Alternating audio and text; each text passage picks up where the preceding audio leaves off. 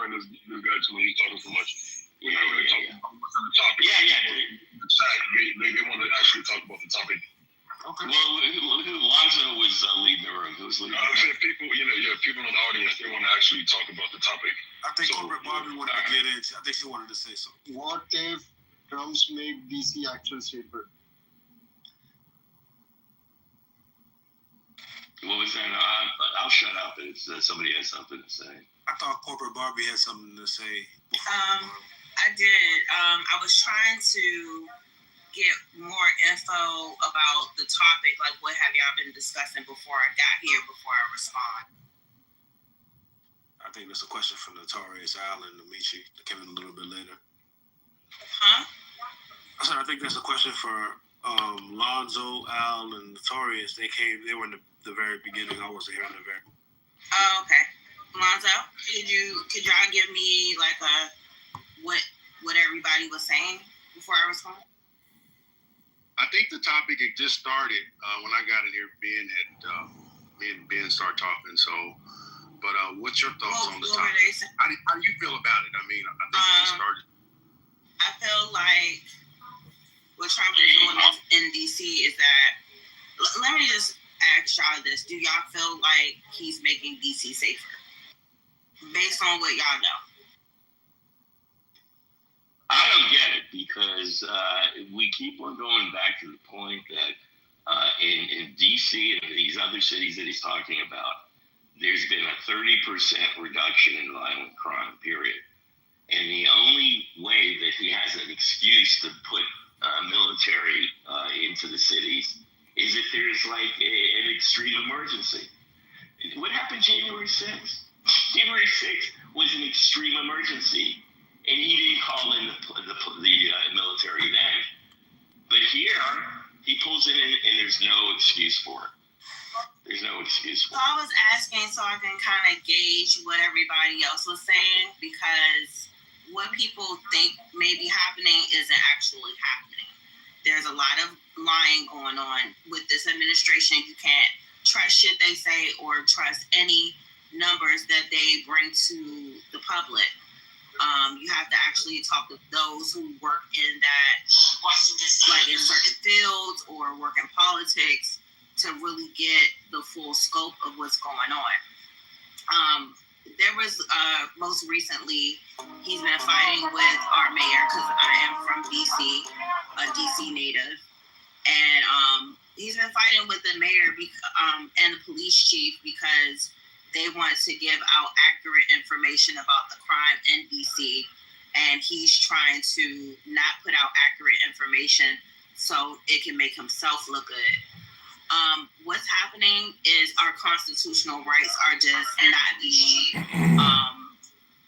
are just not being put forth at all, or not being considered. You have a lot of unlawful searches that are going on. They're even confiscating registered guns and taking them away.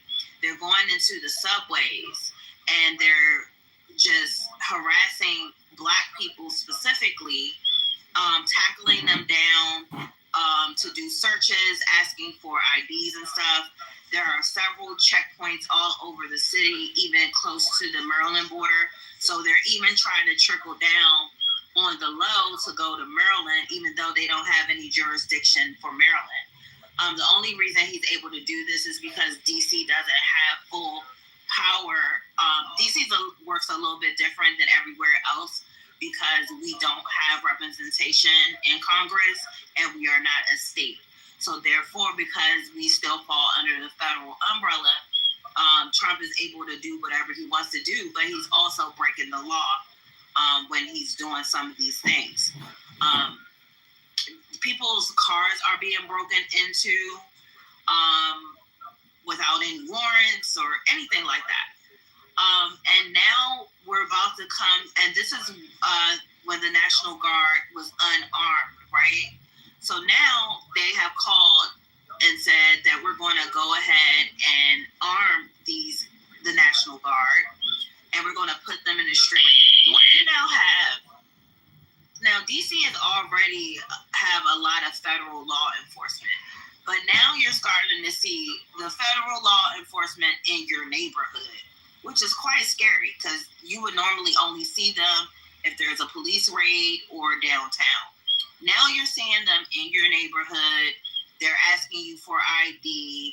They're just picking up people for petty, non-violent offenses.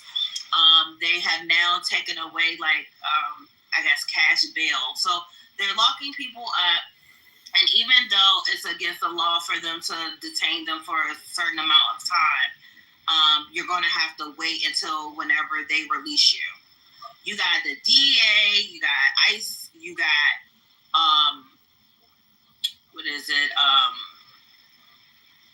ATF, you got FBI, all in your neighborhood. So these aren't just police, you got the federal police. And now they're going to be carrying assault rifles. Janine Pirro, who's this whole administration doesn't know what they're doing. Most of them are political appointees, which means they don't have any experience, any background that would even qualify them for the jobs. They're just loyalists, and they're doing whatever Trump says, if it's unlawful or not, because law is slow. You gotta fight in the court. How long it's going to take to fight this stuff in the court? I can't give a time frame on that. But they're doing this because they can get away with it because the law is slow. I don't know how long they're going to allow this to happen, but if y'all think that DC needed the National Guard here for regular shit, and they would only have been locking people up for traffic violations, and it hasn't really been any major offenses that they're locking people up for, I think people need to really pay attention to what's happening in DC, because he has put out a dog whistle, for other states that he plans on targeting. He's targeting DC specifically because not only that, he has just your delivery drivers. We have a lot of immigrant delivery drivers. They're getting tackled on the little mopeds and getting unlawfully detained as well. We have a high-profile civil rights case going on right now with Kemar Garcia that was picked up in Hyattsville and taken to Guantanamo Bay unlawfully, and he's still being detained right now. And they're planning on shipping him to Uganda, even though he had the right to be in the United States, right? So they're not giving a fuck about our Constitution, the law, or anything like that. They're doing whatever they want to do, and they're specifically targeting Black people and people of color, like the Mexicans or the Hispanics. So people need to pay attention to what's going on in DC, because it will trickle over to other areas. And I find it very strategic that he's targeting a lot of these states that have predominantly Black people in them, to say that they're they're very violent over to other areas. Although, January 6th, when y'all tried to stage a coup, they didn't send the National Guard, but they felt the need to overthrow our police chief, who does an amazing job, by the way, and has DC crime down 30%, to do whatever they want to do. So y'all should probably pay attention to what's happening in DC, because they said Chicago is next. They're going to target California and other areas. Can I go? Yeah, go ahead. Thank you. I came in the room when Corbett was talking, so I'm not sure what the rounded opinion is, but I don't know where the agenda is for the room and the title, so I'll just sort of go off of some of her points. So there's a thing that people say, you're not from DC, so you don't know how violent DC is, right? Or someone goes, have you lived in DC? Do you live in DC? Okay, you don't. So you don't know that there was no crime except for what I heard her say, regular shit, right? Like sort of she's alluding to that the crimes that happen in DC on a regular basis are petty in nature. And I've seen with my own eyes when I lived in DC. I've gone out. I've seen kids clean out rows of cars with the police right there, with the DC, and I'm talking about the Metro Police right there, and they're telling me, shrugging their hands, there's nothing they can do about it. I've seen police being unable to stop violence, being unable to break up fights that have turned into, well, just hear me out. Fights that have turned into gang violence, that have turned into shootings, that have led to death. I've seen it. I've seen it on U Street. I've seen it on 14th. I've seen it with my own eyes. I've seen what people say now are these unwarranted searches. I mean, come on, we're talking about decades of what they've just changed names. There were pop-out boys, there were jump-out, there were all sorts of names for police who've had unsolicited access into neighborhoods in Southeast DC and were able to target young men that they feel were part of a gang unit and were able to search their cars. Whether you say it's legal or illegal, it's been going on for decades. It didn't take the National Guard to start doing this. So my thing is this, right? Because I don't want to get too passionate about this and go on and on forever. There's a thing that I believe is going on, and I got this off of a lot of videos I've seen about pickpocketing in Europe, which is becoming a big thing now. It's the word desensitization. It's when people are so used to seeing a common pattern of crime that their exposure to it makes them feel like it's normal. So when they see something else that's different, they'll prioritize that while sort of reducing the impact of what they've seen. There's a lot of crime in DC, and you can't call it regular shit. If you've owned property, if you're a decent resident of Washington DC, you do not want what's been going on in DC over the last 5 years to keep happening. And anybody who is trying to minimize the impact that crime has had in DC is just someone that's desensitized. That's all I'm going to say. I'm for safety. I hate crime anywhere and everywhere. And I'm not going to use politics to minimize what has been going on in DC. I'll never do that. And I never voted for Trump. That's all I got to say. Can I ask May I respond? Hold on. I just want real quick. Corporate Barbie, I just want to ask him a question real quick. You was like you was here and you own property. What gangs is on you? Exactly. Hold on. What's the gangs on? Okay, so it's tough to it's tough to answer that question with all the people here because we need to be honest with ourselves.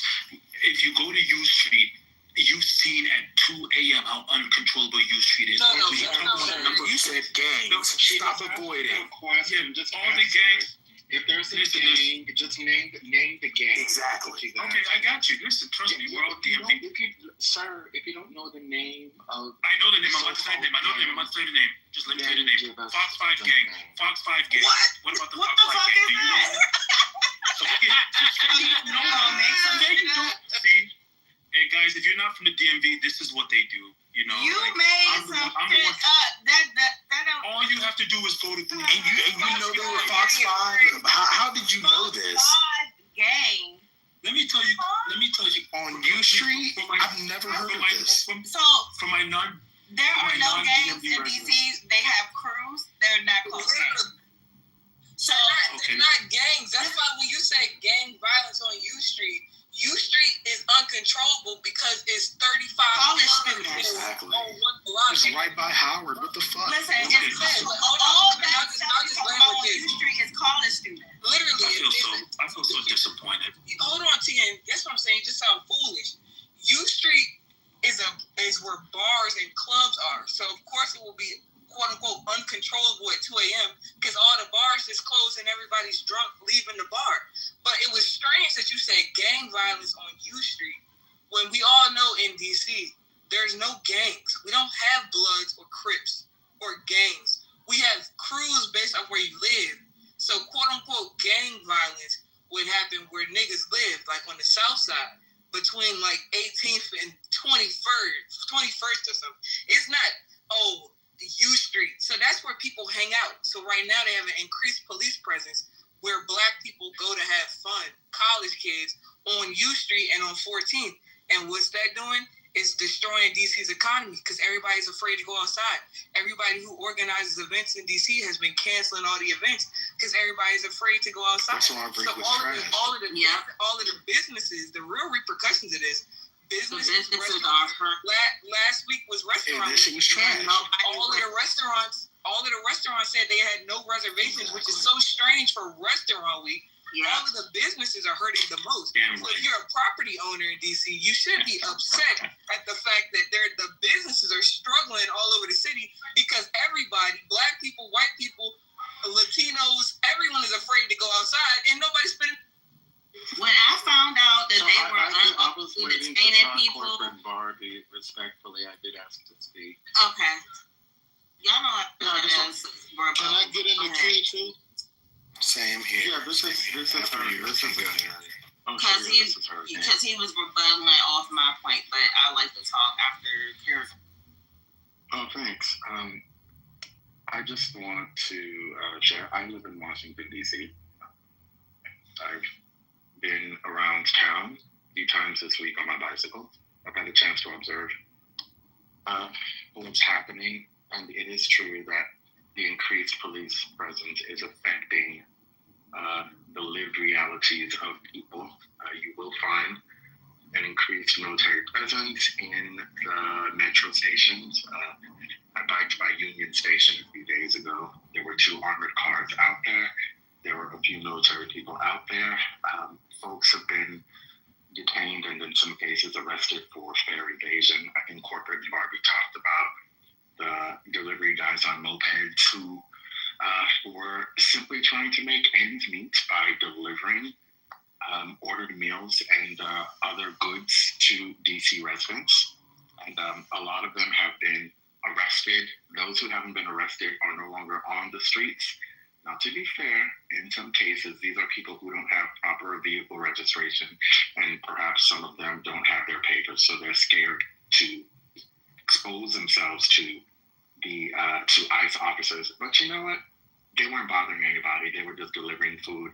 And everybody knows that in a city, the fact that you have a law on the books doesn't necessarily mean that you have to enforce the law, because police departments have priorities. And somebody who's biking on a moped, delivering food from day to day and not harming anybody is not going to be at the top of your priority list for law enforcement.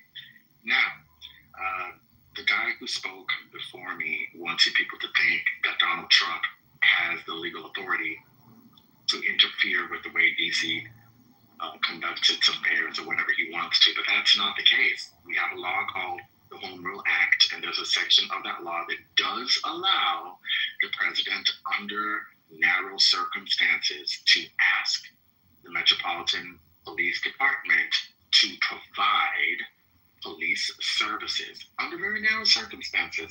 There has to be an emergency. It has to be a pretty big deal, and the president can't require the MPD services for too long. Depending on how you read the law, you may conclude that the president has only 30 days to do this, and after the 30-day period ends, he'll have to ask Congress to give him permission to continue doing so. That is currently being handled in the courts. The judge responsible for presiding over the case is a lady named Ana Reyes. She's new on the bench. She hasn't been there that too long. She was appointed by Joe Biden, I believe. She is a Uruguayan American, and for those of you who are interested, she's also openly lesbian. She has not shown the Trump administration much deference. She seems to believe that Donald Trump has overstepped his bounds just because of the way he's doing it. In fact, last week, He tried to take all of the authority from the police chief and give the authority to run the police department to Terry Cole, who's currently the interim chief of the Drug Enforcement Agency. Fortunately for Washington, D.C., Judge Reyes let them know last week that that was not okay, given what she knows about the case, and that they had to change things so at least the police chief, who is great, remains in control of the Metropolitan Police Department. There are a few other things that they're sorting out right now, and my hope is that by the end of the month, we'll have a decision from the judge letting us know whether Trump oversteps the legal bounds of his authority or not. My guess is that he did, and I'm hoping that the judge rules in favor of Washington, D.C., so that at least there can be an order on the books letting Trump know that he has to fall back. So to the guy who spoke before I did, the other thing I'll say is the justification that Trump is given for what he's doing doesn't wash out. He says that D.C. has a serious crime problem that warrants federal intrusion. That doesn't make any sense because the undisputed evidence shows us that crime has been on the decline for several years. And so we have less crime today than we had last year, than we had the year before. So crime is reduced. And if you're going to say that you are entitled to rely on an exception in the Home Rule Act to interfere with DC Home Rule, you have to have a legitimate explanation for it. And so far, Donald Trump has not offered one. Is it possible that he might?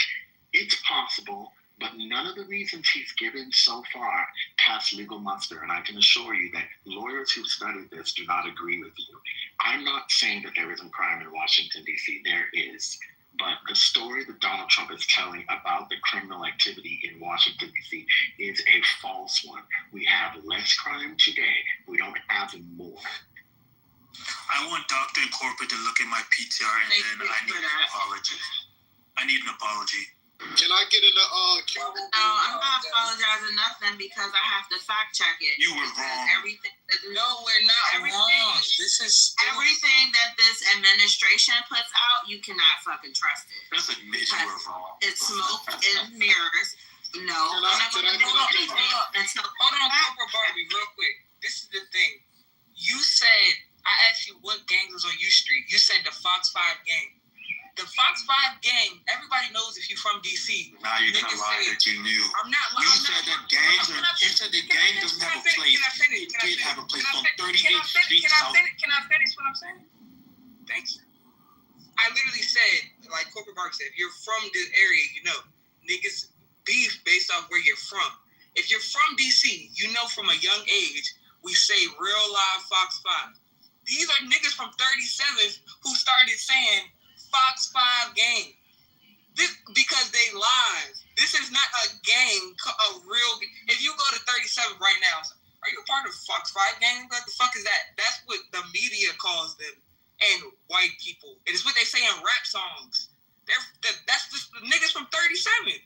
And again, they says they're from 37 Southeast. So how did you get that? That's the gang on U Street. Because that's not Can I the shit? same person. Okay, so there are. Am I the Matrix? Damn. We can hear you. No, we can hear you, content. He mistakenly There ran are into a DC podcasts. person. Okay, so there are podcasts that I just looked up on YouTube from former DC gang members and current DC gang members. There's a former DC gang leader. I just dropped the link in the chat, and I'm looking on YouTube right now, and this is from the actual gang members saying that there are gangs in DC. So I just want to respond to the lady that said there's no gangs in DC. There are actually gang members saying that there are gangs. And I think that their word thank you, brother. has a little bit more validity than yours. Yeah, but that's not accurate.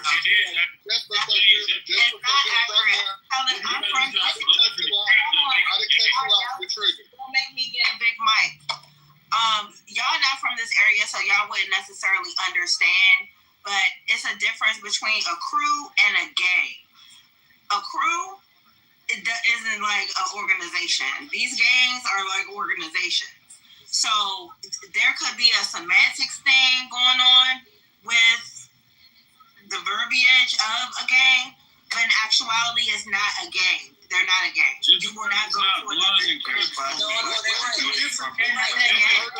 considered a gang. They're right. It's organized crime. It's not. It don't gotta be a blood or. Hold on. This is what we trying to explain to y'all. It's not organized crime in the way that, like, they could never put a RICO charge against these niggas. Yeah. Yes, they can and they have. We pull up the articles for that. Hold on, I'm trying to explain it to you. Literally, the street, it's not a lie thing. There's nothing to lie about. Okay, more articles Like, coming. Okay, you got it. We both can't talk at the same time. Thank you. I just don't want you to lie to people. Okay, so you got it. Just Hey, hold on. Let Doctor speak. Just relax for a second. Go ahead, Doctor. Thank you. What I'm trying to explain is this. This is not gang violence, how y'all think about fucking LA or some shit. There's not gangs where the gangs run operations, just organized crime, like such and such has a leader and we looking for the leader. All this is niggas from different streets in DC don't fuck with niggas from the other street. All of the streets, most of the streets, have numbers as names, which is why in your PTR it says people from 37. People from 37th don't like people from 38. That's why you'll hear a lot of DC rap. They'll say 38, 14th, whatever the fuck they from. 25th. You do realize that's how the thing started. I'm almost done. Yo, relax, brother. This is not how they organize crime, drug dealing, anything like that. Literally, it's just beef that they have in the music. So when they rap, if you from 37th, if you disrespect somebody from 38th, that's beef. Then they shoot niggas from 38th, you from 37th. Nah, this is not organized crime in that way. Listen, so we all talking about there's no just let her finish and then you can go. There's no leaders, quote unquote. There's no hierarchy. It's just a bunch of niggas who went to school together on the block. That's how gangs started, right? No, it's not. Listen, I heard you out. That is how gangs started. It was somebody from Grape Street in California who formed Grape Street Crip. It was somebody from Hoover Street in LA formed the Hoover Criminal Gang that was protecting their territory and that was beefing with other streets. That's literally how gangs started. Crip Street is an actual street. Hoover Gang was beefing with the police. Hold on. Y'all gotta relax. Quick question. Hoover Gang is an actual street. That's what Carew Street is a gang, but it's an actual street. They started off protecting their neighborhood, protecting their street and their block, and it formed to gangs because they was fighting other streets, and they formed to. That's what gangs started from. I understand. And just a quick question. Assuming that's true, are you saying that how gangs started is exactly what the formations are in DC right now when it comes to crime? That these are actual gangs? Or are you just trying to give us the genealogy of gangs? That's exactly what I'm telling you. So you're just saying that these are how gangs start, not that they are gangs? No, I just told you that's exactly what I'm telling you. That these are gangs. They're gang banging over their street. That's why they're killing other people from other streets. They don't like because they're from another street, from another block. That's gang. They're gangs. Can I respond because I'm in a minority of thought here, and you've got four people. Please give me 1 minute to respond to some of this stuff. Yeah, sure. So when I talk about, like, let's be honest, right? Like, we have a room full of people who are not from the DMV, right? So, like, when someone asks me a question like, I'm guessing they're identifying that I know the DMV, I've lived in the DMV, I'm from the DMV. So they'll say, oh, are you trying to say there are gangs on U Street? Now, they know that both them and myself know that gangs don't live on U Street, but it's a way to fuck with the people's psyche who are trying to get accurate information about DC to believe that I'm saying nonsense, because how the fuck can U Street have gangs, right? U Street is a strip of entertainment. It has bars, it has nightlife. We know that, but see, she said something very dishonest to throw people off. So let me talk about the gangs. So she requires you to be accurate? That's dishonest?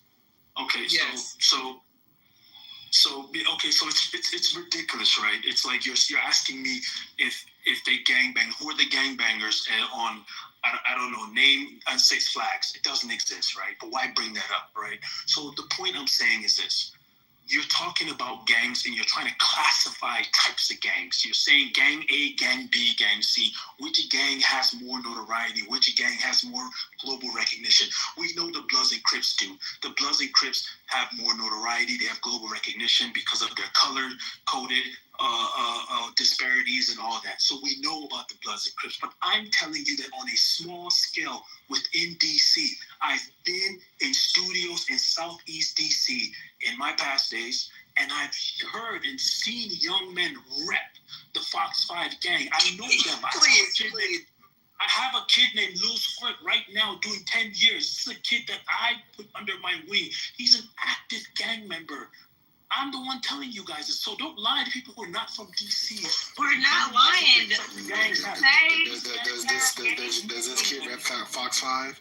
Reps Fox 5? Okay. This is misleading though, and this is the problem when y'all get on this app.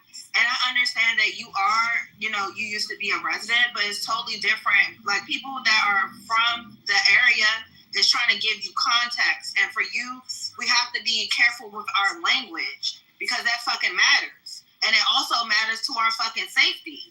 Like this isn't just a talking fucking point. We're actually living in this shit right now. So, like, let's be clear about the language. There is a clear difference between gangs and fucking crews. And I put in the fucking chat just in case anybody needs more context. A gang is an organized fucking, is an organization. And they can do a bunch of different shit that could lead to a fucking RICO. A crew is not that. For years, socioculturally, DC residents, especially people in the DMV, have tried their best to make people outside of DMV not see them as a city that has gangs. They hate that word. They hate that term. The police doesn't even recognize it. I want to clarify something. Let's clarify something. I'm from the DMV. I was born in the city, raised mostly in Northern Virginia, PG County. I work in DC. DC folks who are from DC, for example, like Dr. Library Card, understand, at least for me, when I was growing up, the DMV, while we understand it as a cohesive unit, it's really a term that emerges, at least in my mind, with gentrification. Just because you're from the DMV doesn't mean you know anything about DC. Folks from McLean, Virginia, who don't even go to DC like that unless they want to have a little phone, don't know shit about what the politics are in DC like that, and the social relationships in DC. Folks who live in PG County, some of them don't know what the fuck is. If you live in Bowie, you don't know shit about probably what's going on in DC because you probably ain't out there like that because DC too damn far for you. So we have to stop making it seem as just because you grew up in the area. If you're from fucking Chantilly or Fairfax, you may not even know that much about DC. So just because you're from the area doesn't mean you know about what the fuck is going on in DC. I've grown up in DC in and out for a good part of my life. There are still things about DC I don't know about. But what I do know, just not to move away too much from the conversation, is that most residents, and the polls have been taken on this, hate the fucking increased police presence. We're seeing all kinds of ages. I mean, I was fucking out on Benning Road this past week, hanging out with some people. Like seeing fucking DEA agents just rolling up on people for no fucking reason. Baseless shit. No fucking probable cause, nothing. Just rolling up on them, showing their faces. Kicking motherfuckers out of the metro station. I was at, what's that stadium jump by RFK or whatever. I was out by that metro station. Motherfucking police officers just rolling up on people. DEA agents, others just rolling up on people for no fucking reason. Like, there's no justification for this, especially after what Hurricane said, when you're seeing a decrease in crime. To make it seem, you're talking about being misleading, to make it seem as if residents actually want this shit is fucking bullshit. And it's to ignore the kind of work that residents have tried to do, especially DC natives, to combat crime. If this administration was serious about combating crime in the city, it would try to work with people who are on the ground who've been doing this shit for years rather than trying to assert some fucking federal force as if motherfuckers want them there. Well, one thing we do know is nobody's going to really try to do anything stupid with that amount of force on the streets. However, I do agree that what they're doing is wrong and it doesn't make sense because, like you just said, the crime has been decreasing. And for Trump to make a statement saying, hey, I want to go to Chicago next, when Chicago is at an all-time low since 2014. It literally does not make sense. But however, what we do know is ain't nobody gonna be doing nothing stupid while they out there. So go ahead. Yeah, actually, we don't know that because continue to go ahead. Continue to go ahead and wipe up all the niggas that need to be wiped up. So I have a question for the stage. Do you guys know what home rule is and why Congress can overthrow it? I know what home rule is. I know that Congress passed. No, not the people from DC. I want the people on DC on mute. Let everybody else answer. I'm proving a point. Yeah. Okay, let me be more specific. The people not from DC, mute up. I mean, the people that are from DC or from DC, mute up. Everybody else on the stage, could y'all tell me what that is and why it could be overthrown? What you saying again? Do you happen to know what the Home Rule Act is and why Congress can overthrow it? This is important. No, I don't. I actually never heard of it. No one? Anyone? Yeah, I'm not from DC, but are you referencing to DC being a district and not a state, and that's why the federal government has No, power and authority? No, Yeah. she's not referencing that. A little She bit. said home rule. There is a law called the Home Rule Act. It was passed in 1973, and that law determines how much power DC has to govern itself. That's what she's asking about, Notorious. It's okay if you don't know what it is, but there is a law that does exist, and it gave the District of Columbia expansive powers to govern itself. The federal government does not retain superior power over DC. So, Hurricane, in your opinion, you believe that Donald Trump, what he's doing is illegal, period. Just hands down. Yes, I do. And to be honest, in order to engage in this conversation in a meaningful way, you have to understand what home rule means. If you don't, you don't have the bandwidth to have this conversation in a meaningful way. I'm not being shady, I'm being honest. Yeah, if you don't know what home rule is, then you're not going to be talking. I'll speak on this. Do you know what home rule is?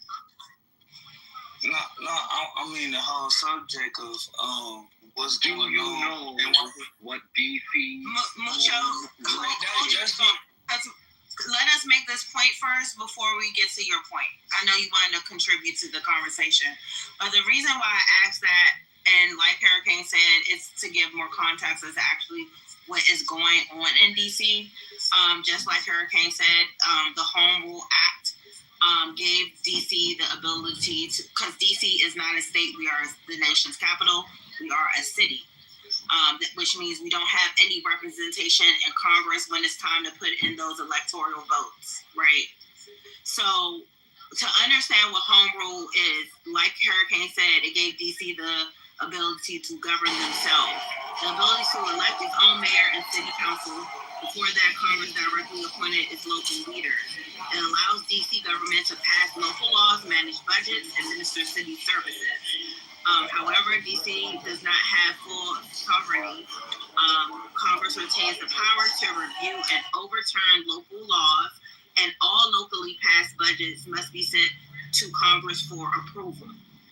So, because the only way that they can overthrow DC's ability to govern ourselves is to overthrow the Home Rule Act.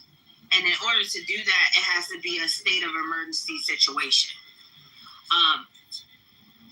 DC crime was actually down 30% when Donald Trump decided to claim it as an emergency to militarize the DC area and bring the National Guard. So let me get into what happens when they overthrow it. When Congress overrides home rule, Congress can step in at any time by passing legislation that cancels or overrides a DC law and prevents it from taking effect.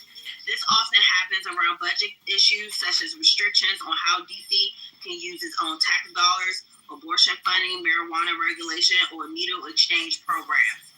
It can also occur when Congress attaches riders to federal appropriation bills that block or alter DC laws. Yeah, I know a little bit about the Home Rule Act, but I'm a little bit uneducated on it. I know a little bit. Well, I just read what it was. Oh yeah, I have some other information.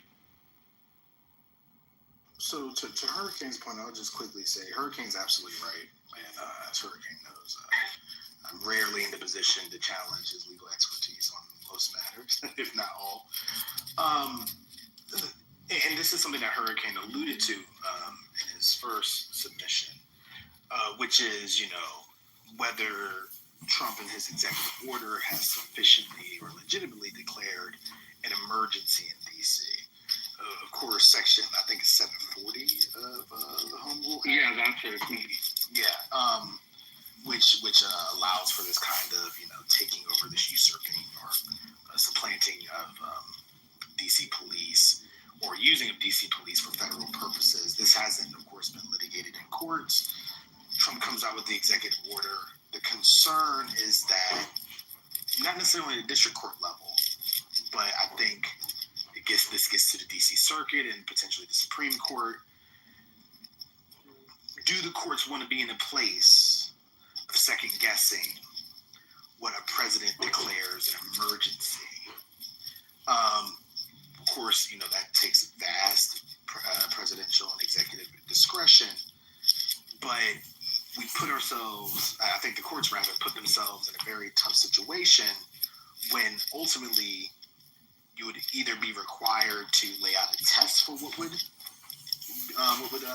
be necessary to declare an emergency in D.C., which I don't think courts would deem appropriate when it comes to the president asserting his authority, or at the very least you say, this doesn't rise to the level of legitimacy for purposes of this section of the act. But I still feel that the courts would be very reluctant to question presidential authority and what a president could deem an emergency in this circumstance or others.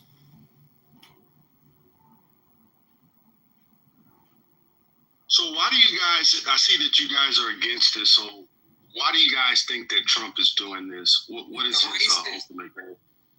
What he's trying to do is incite white supremacists. He's trying to incite race war. Majority black, and he's fucking with immigrants and niggas. That's why he's doing it. He's doing it just to say he can. I mean, this was all in Project 2025 as well, so it's not really I don't want to say it's not a surprise, but we knew this was coming. Like Kamala Harris talked about this during the campaign trail. It was in Project 2025, if you read it. Like, this is all a part of the thing to, expand what the federal government can do to states that disagree with Trump loudly or don't, what is the language they use? Don't align with the views of the federal government, aka what Trump's administration says they should do. So putting Pam Bondi in control of the DC Metro PD is right in line with what they said they were going to do in Project 2025. If they feel if they feel entities are not doing in whatever municipalities are not doing things in alignment with the federal government, they're just going to put somebody from Trump, one of Trump's appointees, in charge of the shit and do what they want to do. I'd like to hold on. Let me let me build on that. So on February 6th, two Republican congresspersons, Senator Mike Lee and Representative Andy Ogles, introduced a bill in the Senate and the House called the Bowser Act, named after Mayor Muriel Bowser. Bowser stands for Bringing Oversight to Washington and Safety to Every Resident. That's what the acronym Bowser stands for. Very clever with these names, by the way. I say. Yes. So if the bill is passed, what the bill would do is repeal the Home Rule Act that we've been talking about 1 year after the bill is passed. The Republicans want to federalize Washington, D.C. completely. They want to take home rule away, and they want to make sure that they are in charge of Washington, D.C. for at least the next few years. The bill itself does not have enough support in either chamber of Congress to allow it to be put on the floor for a vote. But it is, what this tells us is that there are federal legislators who do want to wrest home rule from Washington, D.C. Donald Trump is using his power as the chief executive to further this agenda. So what we are likely to see is a three-pronged approach to kill D.C. home rule. One prong is this proposed bill in Congress. The second prong is Donald Trump's executive order trying to take over the Metropolitan Police Department. And then the third prong would be getting a case to be heard by a judge who is sympathetic to Trump's agenda and the GOP's agenda. And like Black Freedom Struggle said, if this case gets in front of the wrong judge, there's a strong likelihood that the judge is going to rubber stamp Donald Trump's conclusion that Washington, D.C. has too much crime, that Washington, D.C.'s police chief and the Metropolitan Police Department have not been able to adequately address the crime, and that the chief executive of the United States is therefore should be allowed to use his power as chief commander-in-chief to check the problem. This narrative that the crime rate in Washington, D.C. is uncontrollable is one that Trump and his cronies have been parroting for a long time. We've got Senator Mike Lee and Representative Andy Ogles telling Congress that that is the case. If you go to Mike Lee's website, you'll see that he says D.C. has failed to govern itself. He says that there's a long history of official corruption, including recent federal bribery charges against Councilman Trayon White. He says that there are repeated armed carjackings and violence by teenage gangs. He says that there are assaults and robberies on congressional staffers and members of Congress. He says that Mayor Bowser's crime policies are soft on crime, which he believes encourages criminals to victimize innocent Americans. He is accusing Washington, D.C. officials of allowing non-citizens to vote in elections that they should not be allowed to vote in. And he also says that there are backwards regulations leading to a high cost of living. I don't know what those backwards regulations are. So we just have to be very careful. We should not be deceived by the narrative that Donald Trump and his cronies are repeating out there. No one is saying that crime does not occur in Washington, D.C. Crime does. Crime occurs everywhere. What we're saying is that a long time ago, Congress, after deliberating for a while, passed the Home Rule Act, giving Washington, D.C. certain powers to govern itself and allowing the president to ask the mayor of Washington, D.C. to provide MPD services to the federal government, but only under a narrow set of circumstances. The law itself says, to an extent, what those narrow circumstances are. And in my view, those narrow circumstances don't exist here. They're just not there. There's no reason to say that we need federal military in Washington, D.C. We don't have increased crime. We don't have that. We have less. What Donald Trump did, and then I'll stop after this, is capitalize on a particular event. A few days ago, a former DOJ employee was the victim of an attempted carjacking. Donald Trump allegedly got a picture of this guy and posted it on Truth Social and said, "Hey guys, this picture represents the reason that I have to step in Washington, D.C.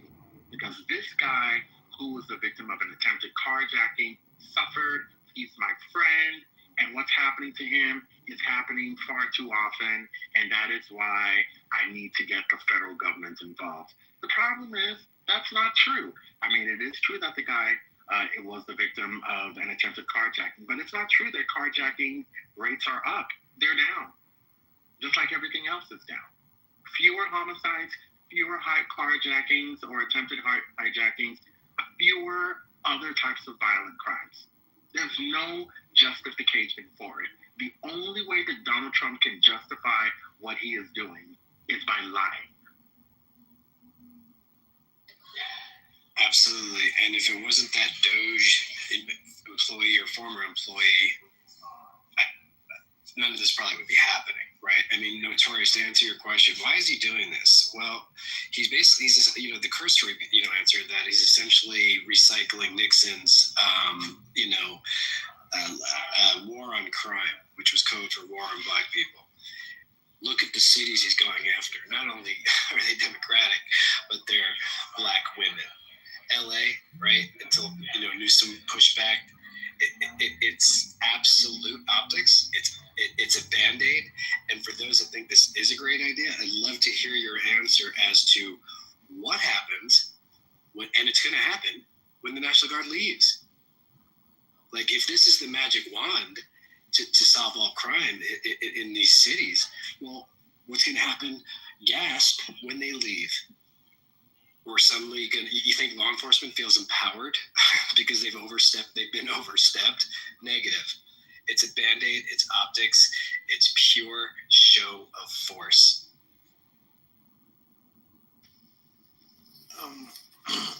No, all that's great.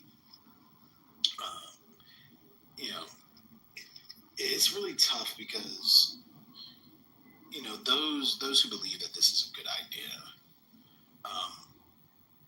when we think about crime in our country, it's typically left to the states and even more specifically to local governments.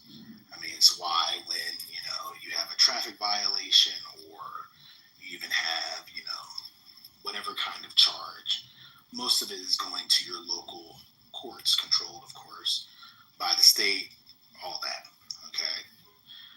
This is why we have federalism in our country, okay? Leave stuff like crime up to the states. So when we read Section 740 of the Home Rule Act, Trump, or the federal government, the president rather, can only come in, as Hurricane was talking about, and as others have mentioned, I believe as well, for federal purposes. Provide services for federal purposes. Now we have to ask ourselves the question, when it comes to local crime, when has that ever been the purpose of the federal government? Outside of particular emergencies. For example, let's say, when there's rioting or something to that effect. When you're talking about crime that has gone down, there's been no riots, there's been no kind of conflagration in the city, when has there been a history, and I imagine that a justice like Ketanji Brown Jackson or Justice Sotomayor would ask this question to the Solicitor General, if this goes before the Supreme Court, when has it ever been in the history of our nation, outside of riots or rebellions or whatever, that your typical run-of-the-mill crimes that the local government seems to have in control because crime's been going down, when has that ever been a federal purpose? To the extent that the president needs to come in and say the local police need to provide services for the federal government to address it. It'd be hard-pressed to find instances in history that would warrant that. So I think that Hurricane is certainly right when it comes to what the outcome should be. What the outcome outcome, in my estimation, will likely be is, again, the courts don't want to be in this position, and this is kind of like the ugly feature of our constitutional structure. The courts don't want to be in the position to second guess what a president deems to be an emergency. And so we'll probably get a few strong dissents, but I imagine that the courts will say, you know what, Trump was in his authority to come in and take over the Metropolitan Police Department for federal purposes.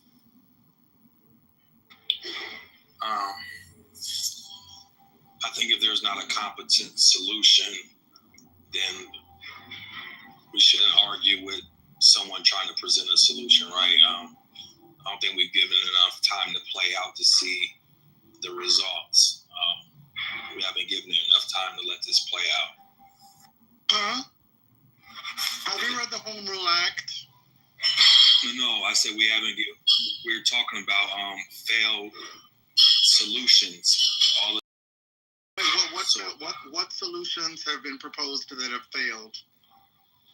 No, I'm saying law enforcement, whatever they're doing, the crime rate is still what the crime rate is. So it's a 30-year low. What's the solution? It's a 30-year low. No, instead of talking about they shouldn't be there, let's talk about solutions. You're avoiding my question. 30-year low. You haven't read the Home Rule Act. You don't know what DC Home Rule stands for. You don't know why Home Rule is the law of the land. You don't understand. No, Hurricane, I don't just want to talk about problems. Stay out the way. Stay out the streets. But the problem is. Stay out the way. Yeah, why are we talking about the problem more than? Yeah, I know. Talk about the I'm a solution. You're doing the thing that the manosphere bros like to do, where they don't know anything, but they come on stage, speak with a deep voice, and say, "Oh well, we just got to talk about." I don't be condescending. We got an intelligent convo. I'm being condescending. I'm gonna answer this. Hurricane, may I answer this? Condescending. Yeah, we don't. I'm being condescending. Well, you're I'm the only one in the conversation who's actually intelligent because I've taken time to learn about. I'm talking about your delivery. I said we have intelligent without you having a condescending delivery. Come on, you good? Come on, we're not going. So I'm just saying. No, the condescension is required because you started with condescension. But Hurricane, you're making assumptions. We don't know each other. You making assumptions. Scott, I'm gonna be throwing ignorance. Okay, go ahead. Oh no, I'm not throwing ignorance. So Scott, you don't know what DC Home Rule stands for. The reason people are complaining is that there is a law that forbids Donald Trump to do what he has done. That's the problem. People aren't talking and complaining about Donald Trump simply because they don't like him. They're complaining about Donald Trump because there is a law that they understand to forbid what Donald Trump is doing. That's the problem. Okay. Have you read it? Listen, Hurricane, so I'm asking about solutions. So I'll give you the solution. I'll give you the solution. I'll give you the solution. Okay. Hold on. Because you're talking about the problem. Solutions. Listen, the law itself. Hold on. That's where the solutions come from. Listen, so no one read the law before you start talking about solutions because you don't know but you're talking speaking what's already known. Okay, we know he's breaking the law, Hurricane. Don't speak what's already known. So this is the thing. This is the thing. I wanted to answer this question. I wanted to answer this question real quick. Let me say this right. All right. I tried to see how long y'all were going to go before y'all allowed each other to speak, but it's clear that y'all probably need like a cue or something. We're doing okay, Lonzo. It's a little less so long. Longer than usual when we got the Jamaican thing. Yeah, I was just going to answer the question right quick. Okay, thank you, Lonzo. Yeah, it'll be quick, really. So the solution is, to Hurricane's point, you enforce the law. When it comes to Trump, if we believe that we are a country of laws, we enforce the law. If there's a constitutional or a statutory violation, you enforce the law. Leaving that aside, when it comes to the solution regarding crime in D.C., the solution is what's been going on. Crime is down approximately 26%. All right? 30-year low. Seems like things were working. You let that play out. That's what you do. You don't all of a sudden intervene and say, hey, crime's going down. Let's jump in there some more. That's been the issue. You work with local folks from my understanding, speaking with some local organizers, working with the police, along with just being on the streets, doing the necessary work to address crime. At the end of the day, things have been working. They've been working in the city. So that's the solution. Allow the shit to play out because it's been effective. Yeah, I partly agree with that. I would say the solution is... Okay. Hold on, 1 second, Scott. I partly agree with what he just said. The solution is, number one, y'all need to stay out the way, because if you think you're going to go down there and protest, that's going to end up in the result of Black lives dead, right? So that is exactly what you should not do. But what they do need to do is stay out of the way, do their job, do what they've been doing, not participating in crime, number one. Number two, what they have to do is go through their politicians. Like, I don't know if y'all been watching that politician in Chicago. He spoke out against Trump, saying this is something that we do not need, right? Raising awareness in the media, in the front for it, letting them know that we are handling our city. We are taking control of our city. We don't need Trump to do that. So y'all have to really push for your elected officials to start speaking out and raising awareness. Let me finish speaking.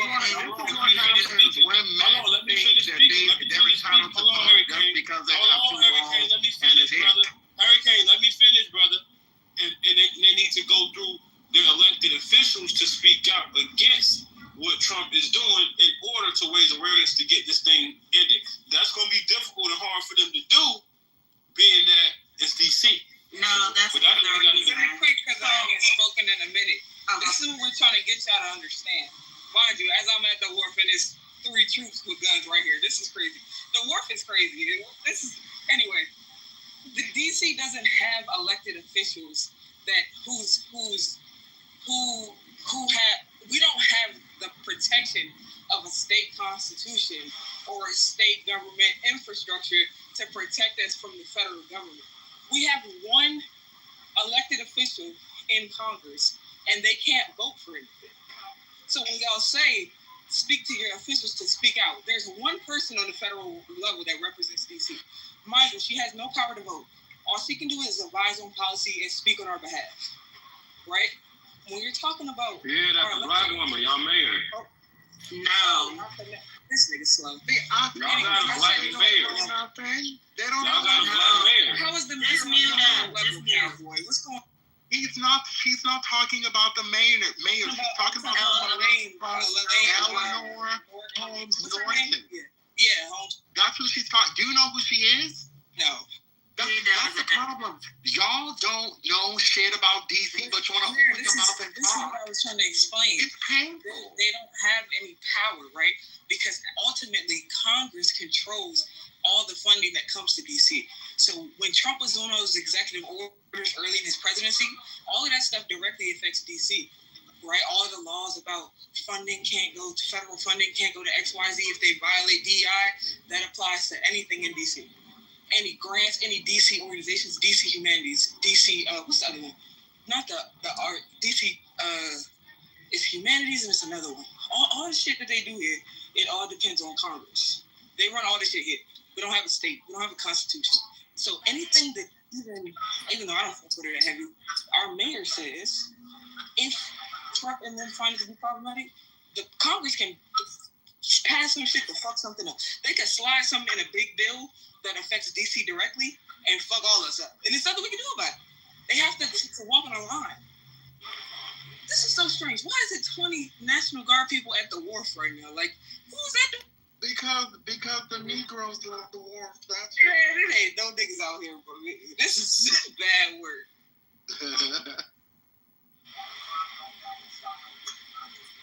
The niggas show up on Sunday.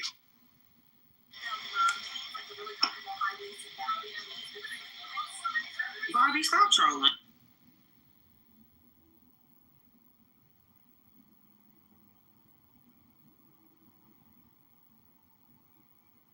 So crazy. I'm watching so many videos like on social media that obviously right-leaning folks are really enjoying this. You know, like they're taking a trip downtown with gold chains on and, you know, not worrying about it.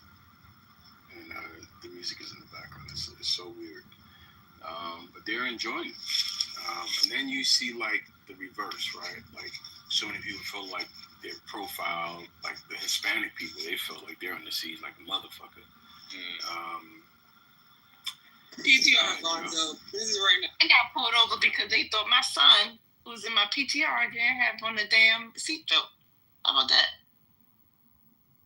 Yeah, they're doing these checkpoints, and what they do with the checkpoints is pretty much like they'll have all the cars on any given street stop at the checkpoint. And what people have been saying, they hear the cops say, if it's a white person, they can go through, unless it's like obviously something illegal. If it's a black or a Latino person, they move. It's like left, right. They move you off to the left side. Oh, that's crazy. They check your car. They check whatever. They search your car pretty much, and then check your license and registration. But they've been just pretty much any Latino person that's on a moped, if they don't speak English, they snatching them off them bikes and locking them up. I also want to say it depends on what type of car you drive too. So I have a Dodge with I have legal tint. It's literally the left. Yeah, sure. But it also I have a Durango. Oh, okay. So I don't even have like a freaking like nothing big, but because of the fact that they pull over specific cars too. So I have seen like white people get pulled over if they have like specific cars, but they ain't pulling no damn Subarus over. I know some of the people. They almost so they made that a primary offense. They almost they almost arrested an off-duty police officer down at the wharf. Somebody said that he was waving a gun in a restaurant and almost got arrested. So you can clearly see that who they're targeting and why. My only issue is that I'm in the city, and when you have people that don't know that DC literally on my license plate it says taxation without representation, and you don't know that we are federally ran, so if anything could really affect us, I just want people to just stay quiet and just not talk about it, because you don't know how the city is. The mayor, we all got problems with the mayor, but crime was going down 30%. And when you have shit like this that's going on, it's going to make crime go down for a little bit. But I bet once they leave, I bet it pick back up, because that's not how you fix it. Yeah, some of you, some people have noticed that crime is going down. Hold on. So this is Stephen Miller. He was speaking about DC the other day. And, I don't see this. Hold on. Hardened criminals and gangbangers and illegal alien killers and terrorists in DC. There is a murder on the streets of this town every other day. Body after body after body after body. That was Washington, D.C. Residents were afraid to go to restaurants. They were afraid to go into entire neighborhoods. They were getting carjacked right and left, robbed and beaten. That was Washington, D.C. He goes more in detail. That shit was so funny. He just kept on getting louder and louder. DC's leading. Meanwhile, white people walking their dogs down in the DC's literally the brunch capital of the country. Thank you. Before the federal government came in, DC was popping like DC always be popping. Come on now. People were still going out to brunch, having a good ass time in DC. I came in the streets are safer, so people should feel more comfortable.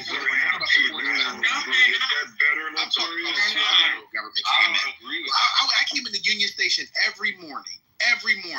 This bullshit that JD Vance was talking about, how motherfuckers were afraid, families were afraid. You see lines stretched out the motherfucking Starbucks in Union Station. Nobody was afraid. People were going to, what the fuck is that shit called? Blue Bottle Coffee and shit like that, getting their coffee. Nobody was tripping in Union Station.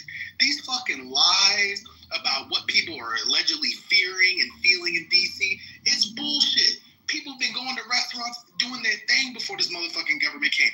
We've seen a drop in the local economy, as Dr. Library Card mentioned earlier, precisely because of the military presence. For a president to give a fuck, who says he's a businessman and cares about businesses and shit like that, to see a drop in the local economy, especially during restaurant week, which is normally going off and shit's fun as fuck, is remarkable. But we knew this would be the outcome, exactly because of this fucking unnecessary, unconstitutional military presence in the city. I do agree with you there. So I do agree with you there. So I think like Freedom, from what your perspective is, and I get it, I'm out here as well. I'm in Virginia. We come down to DC. I mean, I work in Crystal City. Come to DC all the time. And just the last, maybe I say the last 5 months, and it's definitely been happening a lot longer. I think it's picked up within the last 2 years. But just in the last 5 months, yeah, there has been an increase in carjackings. Like, jokers, you come out at night, y'all go into a lounge or a club, and you come out, and there's about 30 cars in a row who all got broken into. And within the last 5 months, there's been 5 people who I know who have had a sibling or a family member who happened to come out while the carjacking was happening, and they got shot. Like 5 different people. One of them passed away. And that's been there has been a huge increase in the way that carjackings have been happening. And it's actually started to spread outside of just DC. It's actually moved into the Northern Virginia area over near Arlington and Alexandria into the apartment settings. So has there been a change, I would say, in the crime and in the way that crime has happened inside DC? I would say there's been a change. It depends on when we say that, crime has decreased. We really have to look at the data and where they're pulling that from. Because obviously a lot of people that were in DC a long time ago got pushed out to Charles County and whatnot. So DC has become a lot more diverse, and you see a lot more white people in DC. So yes, crime has definitely changed, but the severity of crime and what's been happening now, I'd be crazy to say that there aren't a lot of people that are in DC or in the surrounding area that's like, yeah, this probably does need to happen, because we know that the police. And they can't, it's not that they don't want to do anything. They can't do anything based off the regulations that are pressed upon them in DC. And that's the same thing for Maryland. We all know that you can speed through Maryland and ain't nobody really going to pull you over, because the cops don't really do much for that. So, I mean, I'm not with the method, but I understand the intent behind what he's doing. And I'm not a Trump supporter. I ain't saying that, but I understand that. I agree with you. I just looked at the statistics just so we can all be on the same page. It says robberies and car break-ins were down by more than 40%, but thefts were flat, a 6% increase in burglary, and a 14% increase in assault with a dangerous. Yo, like I feel like we just anti-Trump. Like I feel like if this was a Democrat doing this, it wouldn't be an issue, but it would be. You didn't hear a lot of. You must not know the city. It would be an issue because crime is going down. See, it would be different if this was 2013, 2015, and he wanted to go to Chicago. It would be different. But the crime is going down. So it's not lawful. It's not lawful, and so wild how people get their rights. Right. I feel like people are treating this like we treat mass shootings.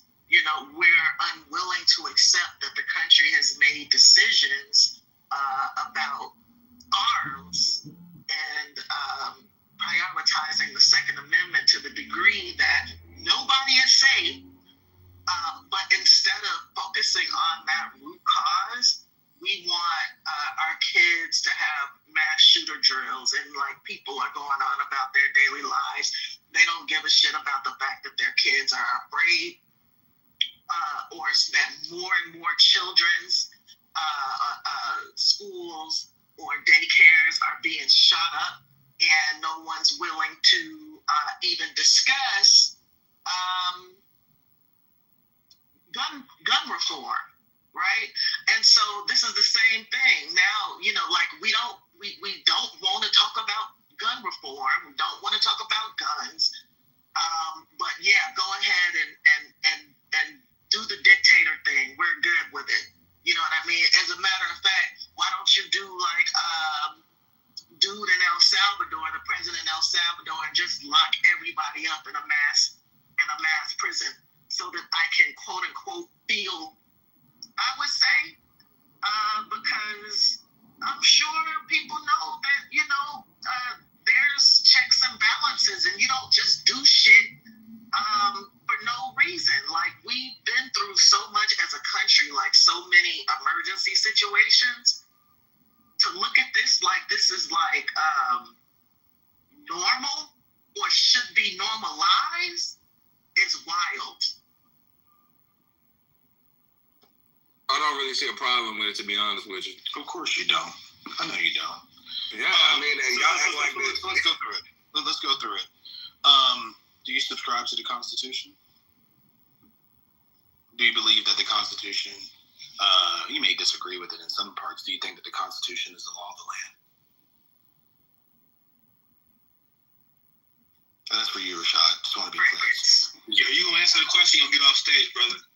You guys are gonna participate in the conversation, but that trolling shit is dead. I agree. Yes, I agree with it. 100%. Okay. Perfect. Okay. And Rashad, jump in at any time too. I suspect that this conversation might have been too deep for you. I just saw you got booted. Do you believe in federalism?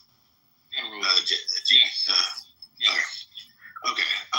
And just to make sure we're on the same page, how do you understand federalism?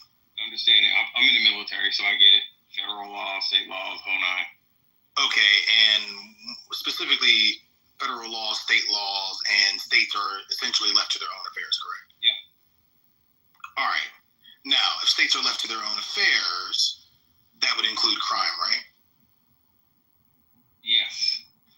Understanding that DC, of course, is an exception because it's not set up. Right. Understanding that DC is in a different situation. As a matter of principle, because we believe that crime should be left to the states or local entities to govern, do you believe, or rather, what do you feel are the exceptions for the federal government to step into state affairs and local affairs? But y'all claim y'all not a state. That's number one. Let's talk about that. Yeah, I say y'all not a state. So I just said as a principle. Understanding that DC is in a different situation. Yeah. Exactly. So if y'all not a state, then and it's Exactly. Well, I mean, he's tracking that DC is in a different situation.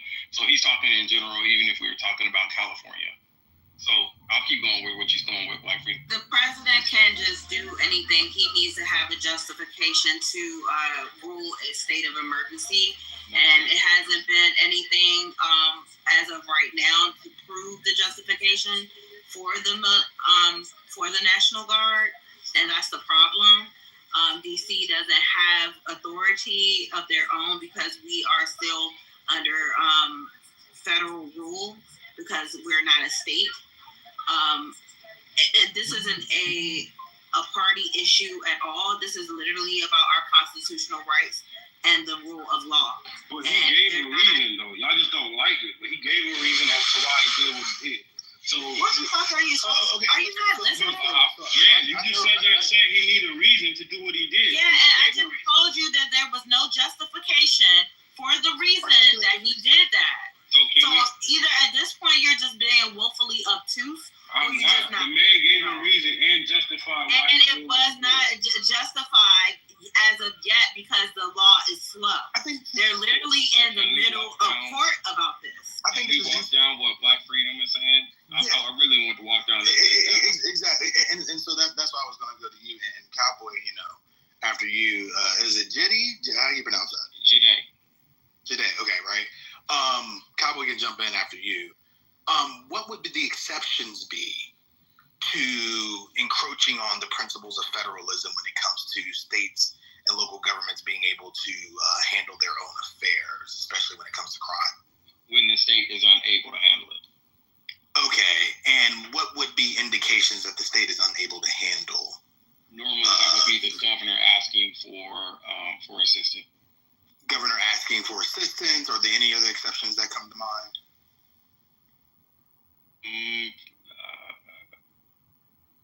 Not that I am aware of, but normally it would have to go through the governor. It would be a request from the governor. Okay, so let's just stick with that exception. Outside of that exception, you believe that the federal government should not enter into the affairs of state and local entities as it pertains to crime, right? Should not, but there are some gray areas. Okay, could you describe some of those gray areas? So when you think about in terms of even the National Guard, the National Guard is managed by the governor, but it's not owned by the governor. All military is owned by, is technically owned by Trump, the president.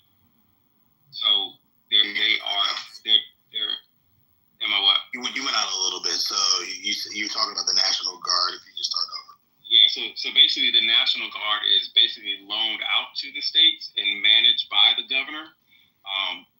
But all military is owned by the President of the United States, regardless if it's Trump or anybody else.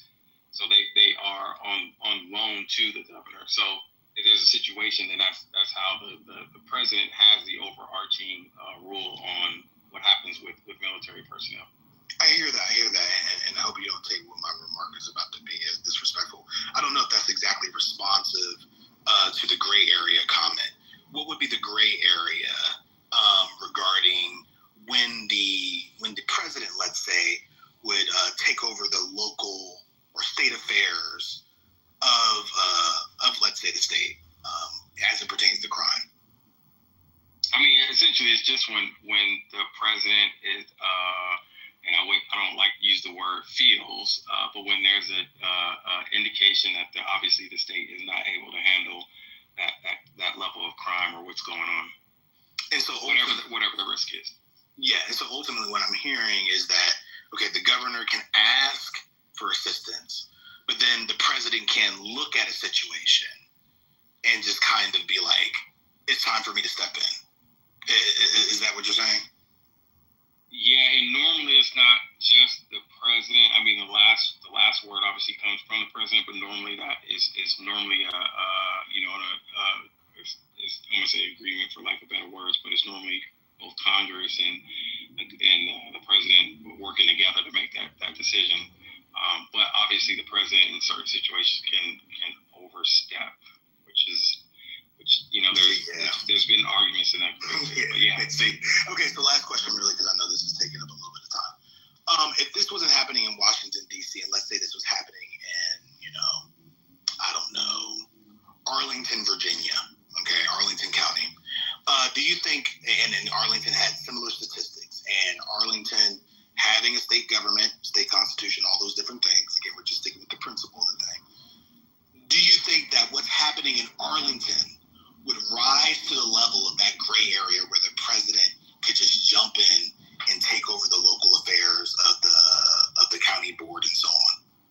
Right, and this is where you kind of get into the gray area of that legality, right? So if we were saying Arlington, or let's use a real case scenario, right? Somewhere where we kind of think why wouldn't the government have stepped in, right? So let's instead of going to DC where the crime rate is the crime rate, but not to the extent of what we know Chicago is. So why wouldn't he have not used the same level of measure of tactics towards Chicago and chosen DC first? Now, do we recognize that there's some issues in Chicago or any place where it's made the list of being the murder capital of the United States, right? Would that be the suggested way to go? I think that's when we're talking about two different styles of leadership, right? In the style of leadership, if you haven't been groomed in government and you're just a person that's like, listen, I see a problem, here's a solution. I get it that the local government has been, trying to manage a solution, like we say Chicago, the government, the local police, they've been managing this situation for a number of years now. And we're still seeing the issue at the rate that it is. A person that hasn't been groomed in politics is like, listen, I got an answer. Here's how we're going to smash that, right? And I think that's the approach that Trump is taking. Whether we agree with it or not, by the way. When we look at, so obviously we know that data is one thing, the severity of a situation is another, right? So I know I'm a big data person, but we understand that we can't always rely on data to describe exactly what's going on, right? We all recognize that when we're talking that there are more mass shootings in the United States than anywhere in the world. And so while we're talking about Chicago and crime and where people are getting shot, let's recall that the same week Trump pulled this shit, the CDC was shot up. I believe there were casualties. A Target in Austin was shot up. I believe there were casualties. We know that people get shot up at church, synagogues, preschools, college campuses, high schools. Why are we doing this specialness when it comes to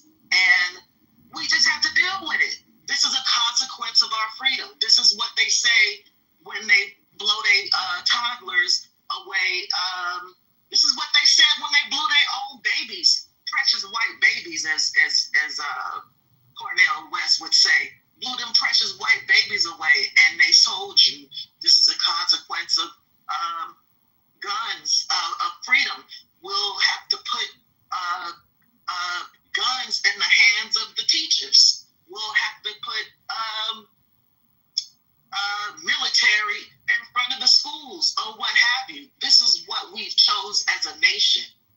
So what are we doing? So what are we talking about?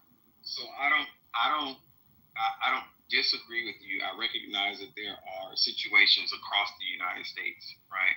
I think all I'm offering is that, if you're coming in as the leader of this entire country, and again, let me step back and say I am not a Trump supporter, but I always offer a level of understanding. If you're coming in as a leader of an organization, which the United States is an organization, you are responsible for what happens or what also fails that. Not really. And so there's jurisdiction. There's laws. Again, like, goddamn. Why you think Trump is the first? Y'all act like this is the first president we've ever had, and the most creative president we've ever had. He's not creative. He's not effective. Everything he does almost fucking destroys. I mean, he's fucking tanking the economy.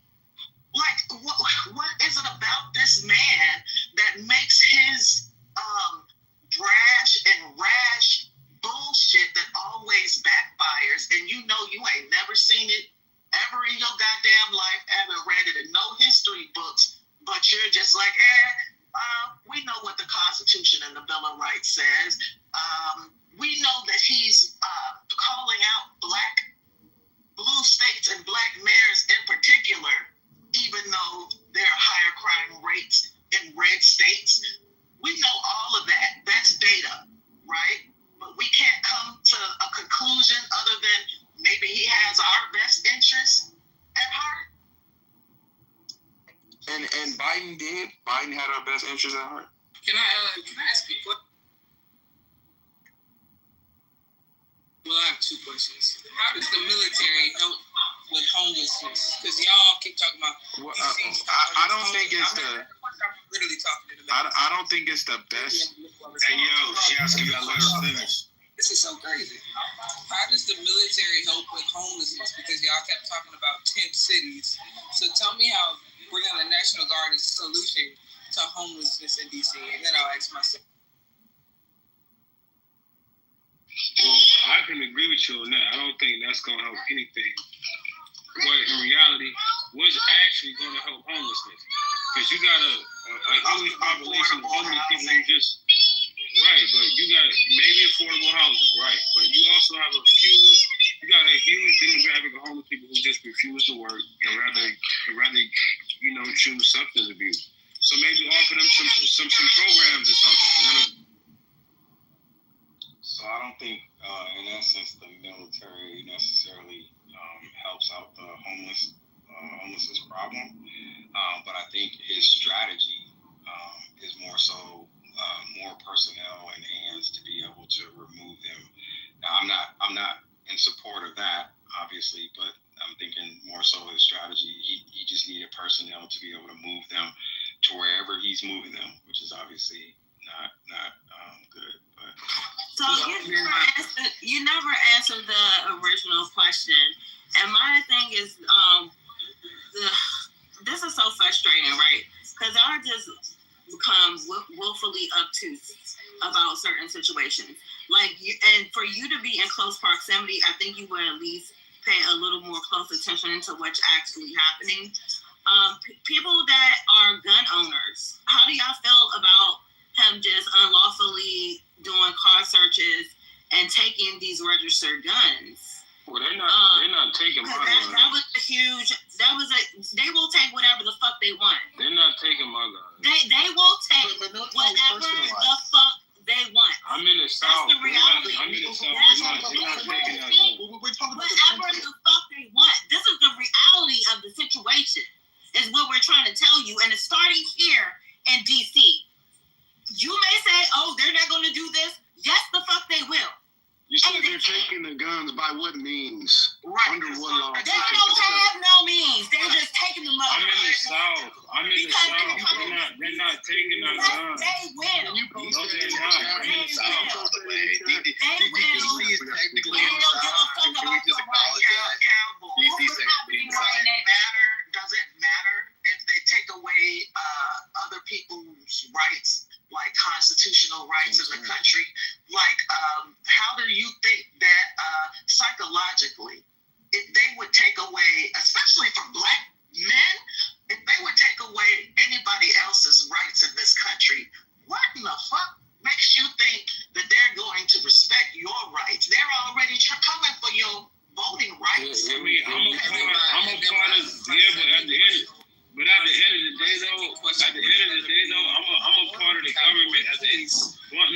second, because I want to say this, because at the end of the day, I am a government worker, right? I am in the National Guard, and I'm in law You're in the military, yes. Yeah, they're not taking my guns. But guess what? They almost arrested. So what are you fighting for at this point? They almost arrested a police officer. They don't give a fuck. If you look black and you got something, they'll take it. They'll lock your ass up and ask questions later, whether you're in the military or not. They don't, unless you got on your uniform and you're carrying a gun, you ain't safe. Yo, y'all really, y'all know this fear. Safe. Hey, look, y'all know this fear mongering. The Constitution, Hey, look, y'all know this fear mongering shit is exactly like this ain't fear mongering anything. This is exactly. I'm just saying, look, we hear you. I hear you. But this is what I'm saying, right?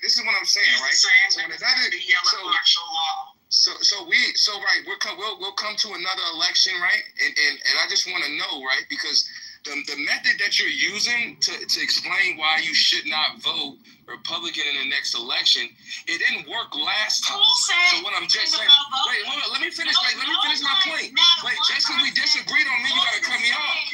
Wait, just because we disagreed on me, entirely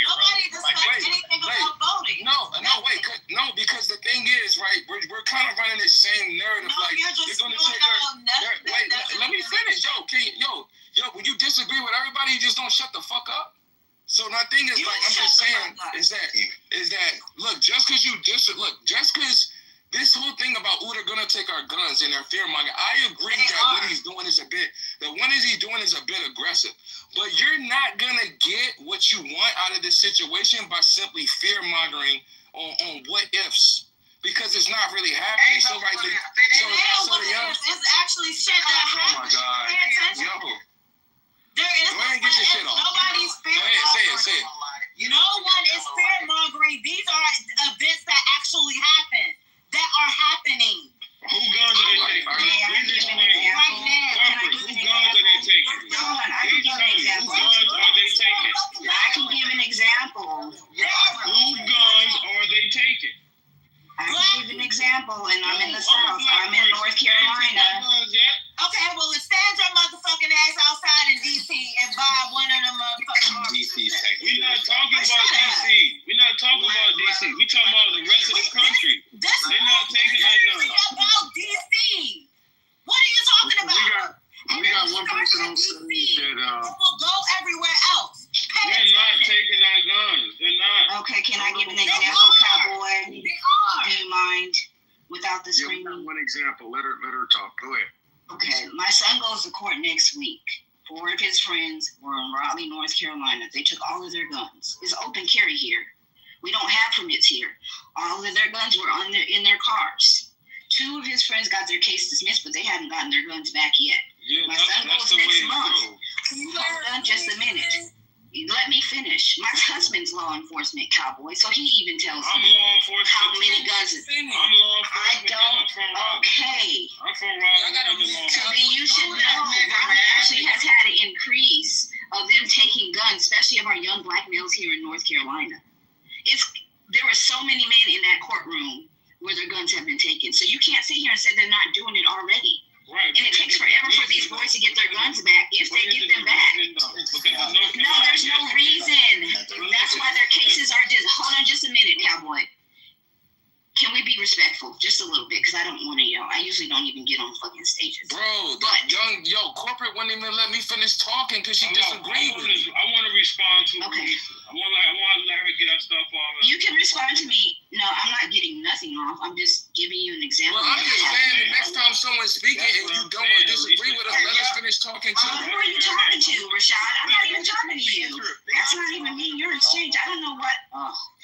Y'all are emotionally unintelligent at this point. You got a young lady over here who won't shut the fuck up when people who are on the other side of the table start talking. But what does that have to do with me? I'm talking right now. Because the only reason she's shutting up is because she agrees with you. Let her speak. You got one more shutting up before I cuss your motherfucking ass the fuck out. Shut the fuck up. Ugly fuck. Okay, y'all. It's okay, y'all. It's okay. It's Clubhouse. But anyway, so my son goes to court on the 5th of next month. cases have already been dismissed. There was no reason other than they were walking downtown Raleigh. And the police, they weren't even in the car. Their guns were in the car on the seat. And the police happened to walk by, and they looked in their cars, and they took their guns. Each of them were driving their own individual cars. So, Cowboy, there was no reason. Even the lawyers are saying that. So, I don't know why you're saying it's not happening, because it is happening here already. Why are they going to court? How long can I please respond to? How long, bro? Can I please respond to? Yeah, please respond. You know what? You know better than I know, because I'm not in that situation. What I was going to say is, even though, you don't need a permit in North Carolina to open carry, but you do have to have a permit to conceal carry. So while if they on their seat is not concealed, baby. Yeah, if it was out in a seat and visible, then I would agree those officers are wrong. However, you know what I'm saying? Yeah, if they see it was out in plain sight, plain view, then that's open carry, and them officers were wrong. So, I mean, I don't know. I won't dare. But, hey.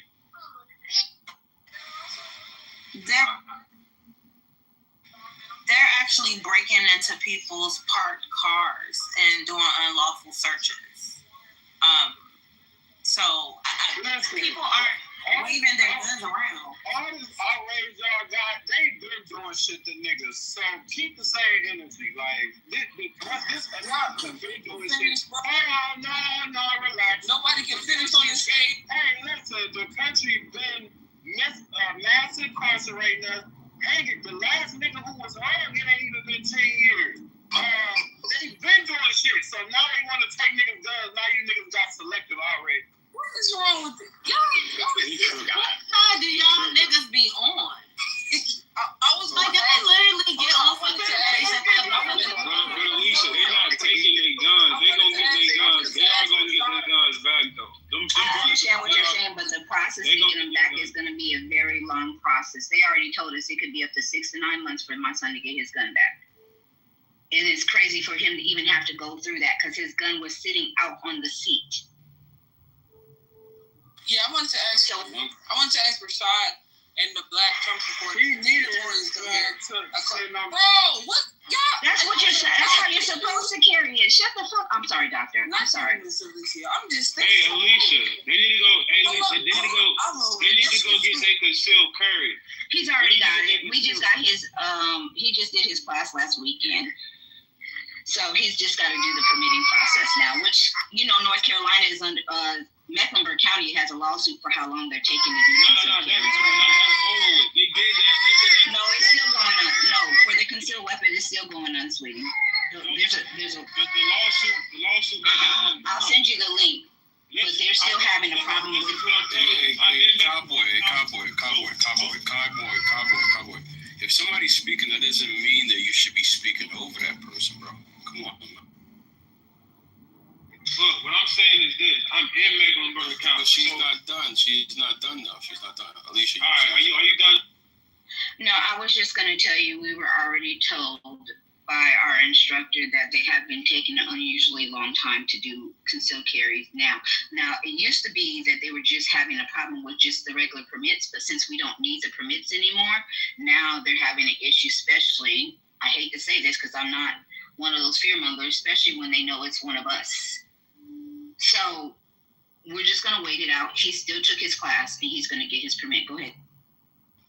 Well, yeah, I hope y'all get that fixed, but I'm in Mecklenburg County. While they court case may still be ongoing because, court cases is not like no quick thing. It may still only be going. However, that was during, when they had that, when they was prolonging people's permit, that was more so like 2021, 2022, right? Ever since they hit the sheriff, that's been over with. Now people are getting their cars back in a timely manner when they apply, because it's not what people don't know. When you apply to get your CCW, it's not always the sheriff that's holding it up, because the sheriff has to go send it to some hospital or whatever, right? And then they have to approve it, and then it comes back to them.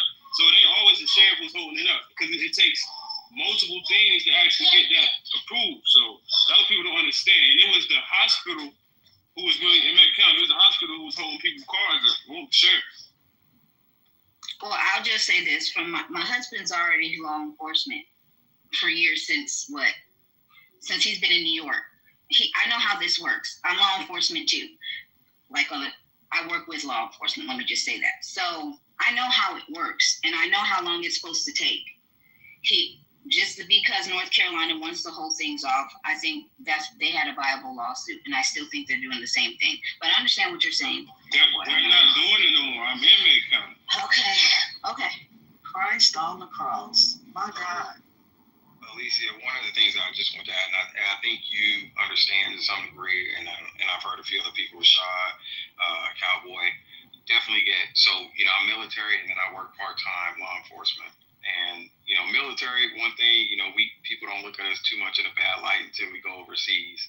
But when I started doing part-time law enforcement, especially in our communities, as soon as, our people, so the Black people see the uniform, it goes really bad the way they react to just law enforcement in general. No matter if you Black, white, no matter.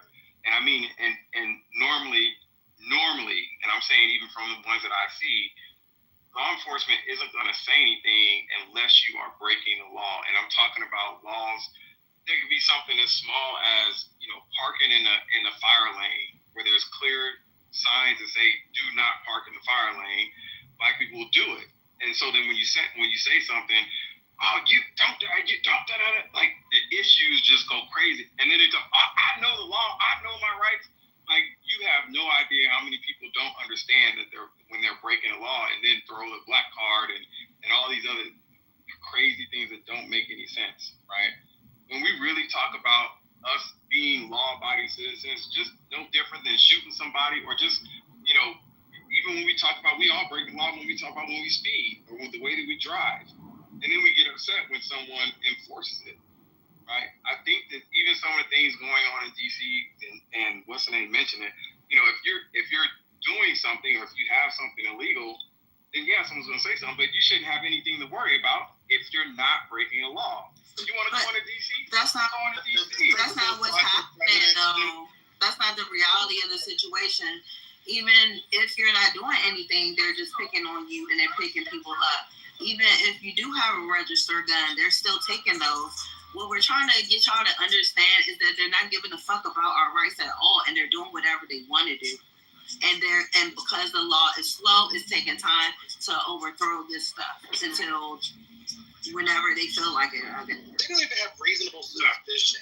Like people aren't even suspected of crimes, and they're fucking being stopped and frisked and all kinds of stuff. Like, these are blatant constitutional violations. If we're talking about following the law, like, the burden is especially higher on government officials than individuals who have the law on their side, like law enforcement. All right, so if you're smart, this is a time where this is not the best time to be walking around with a weapon in your vehicle. It's probably not the best time. So what does that mean for a gun? Let me address this. Let me address this quickly. So we excuse the folks who have the highest burden, who have the ability to kill lawfully, and we say instead, well, shit's crazy, so you shouldn't be doing something illegal.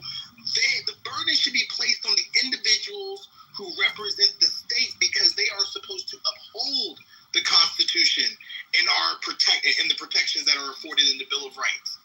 That's the point. The burden is higher for them. The onus should not be placed exclusively or squarely on individuals who may break the law. The individuals who are supposed to uphold the law, and you know this as a soldier. Oh, I get that. As a person who's in the military, the burden is especially higher for you. Martial law hasn't been declared. There are no fucking curfews. Like, there's nothing. Nothing has been declared that says to niggas, stay off the street, right? We're still free, right? This is not, quote unquote, a police state. Motherfuckers want to argue you down. It's not martial law. Motherfuckers want to argue you down. But yet and still, you want us to act. You want us to act as if this is what we were living in, right? And I mean, for any of you law enforcement people, I know that when y'all pull people over or if y'all stop somebody, the first thing y'all do is read a motherfucker his rights. And you can be sanctioned or disciplined for not. You can throw a case for not. So why is it that you understand the requirement of rights in your job, but you don't understand like the 10th Amendment and the rights that states or cities or citizens have when it comes to being policed by a motherfucking military force? Like, how do y'all miss that? So what I was going to offer is what it should be isn't what it is, and that's the reason why we're in this situation, right? What things should be, a woman should be able to walk down the street or go running in whatever little bitty piece of clothes that she wants to and not be whistled at or anything like that. But we know what reality is. So if you know what's going on in DC, you might want to use your street smarts and say, okay, this is probably not a good time to be going down there with a weapon or doing anything illegal. You know why that's terrible? What you just said, you know what just flashed in my head? Fucking Emmett Till. He should have known, is all I'm gonna say. He should have known better. The way you flipped that was crazy, yo, because I totally got what he was saying. Right. Well, Emmett Mom told him not to go down there to Mississippi, though. No, you didn't. You didn't get it. Emmett Mama told him not to go down there. What you don't get is we're United States citizens. We have rights, and this country is governed by the rule of law. And if y'all are saying, fuck the law, y'all are saying, fuck the law. Fuck it. Donald Trump can reach into anybody's state, anybody's city, and do what the fuck he wants. This is what y'all are saying, basically. Yep. So if this is where we at, this is what niggas who forefathers fought based on their constitutional rights. This is what they progeny. This is what they died for y'all niggas to want to give up the ghost. We can't hold the line at the voting booth. Now y'all want to give up the whole everything that enabled you to enjoy your life as you know it. You want to just give it up because what? Because you. This is not perfect. It's actually only 30 days, and it seems like it's been pretty effective. He's threatening to come to Chicago. He has no jurisdiction. And he should. He should go to that shithole called Chicago and clean it up. You know what? Y'all motherfuckers watch too much TV, and you're not traveled. He should go to that shithole to Chicago and clean it up. So. Chicago is a clean city. It's a wonderful city. This city I want to see those black children be able to come out and go to the park and play safely. I want to see my elderly black people be able to walk out of their homes and walk on the sidewalk and get some exercise. So yeah, but shouldn't they be? If we want the kids, if they want the kids to live free, shouldn't he be setting these people in like places like Appalachia, a lot of the suburbs where a lot of, white Americans live, right? When you look at the crimes as far as things like pedophilia, human trafficking in this country, is leaning a higher percent in one direction. So why isn't he, putting those assets in those communities? Right. I mean, most crimes in the major cities. That's not the case. Y'all are the case, bro. See, you know what's so interesting? You know what's so interesting, man? Like, I guess like a lot of y'all like kind of like defeated, right? So you don't know what to do. You don't know what to say. But there are a bunch of crimes out there that's being committed. Every 40 seconds is a kid that's being trafficked. Every 40 seconds in America. Right? So where are those kids? Why don't he put those assets to finding those kids? Well, I agree with you a lot, though, but I think you have to choose and pick which battle you're going to fight. Well, what about the kids? Isn't that the biggest battle, right? The kids are being trafficked. It's like It's like you guys are undoing your argument, right? So on one hand, you're saying that Trump. No. I'm saying you're saying that Trump is a racist, right? Hold on. Now you're saying. Hold on. I'm saying if this is true, and this is what he really truly wants, why doesn't he attack the big problem every 40 seconds? Because somebody just mentioned the kids, right? That was you, Notorious, right? You said you want the kids to be able to walk around, right? And play freely. Well, the kids will be able to walk around and play freely if there were less pedophiles in the streets, right? And a lot of these people live in the suburbs. Why don't he go there? Somebody said the kids are the problem. What are they talking about? Yeah, I'm about to put this stuff around. Y'all tripping. All right, y'all. Thank y'all for coming. This has been a great space, man. Yeah, I'm on. Don't do it. It's a good conversation. What is? We use them as a punching bag, Chanel. We use them as a punching bag. Well, there's more. First, Palestinians are not Palestinian Americans that are citizens are not full citizens of America because they're Palestinian. And he is a full citizen, even though he doesn't even live here. And he's going to be president in 2034 or 32. Israel? Black Rabbi. Yes. Yes. But you are going to be the Black Rabbi? President. True. You're going to be president in 2034? And what was happening in March? It's some executive order that you were going to 32. But in 34, you said you have 2 executive orders that you'll be placing. What was the first in March?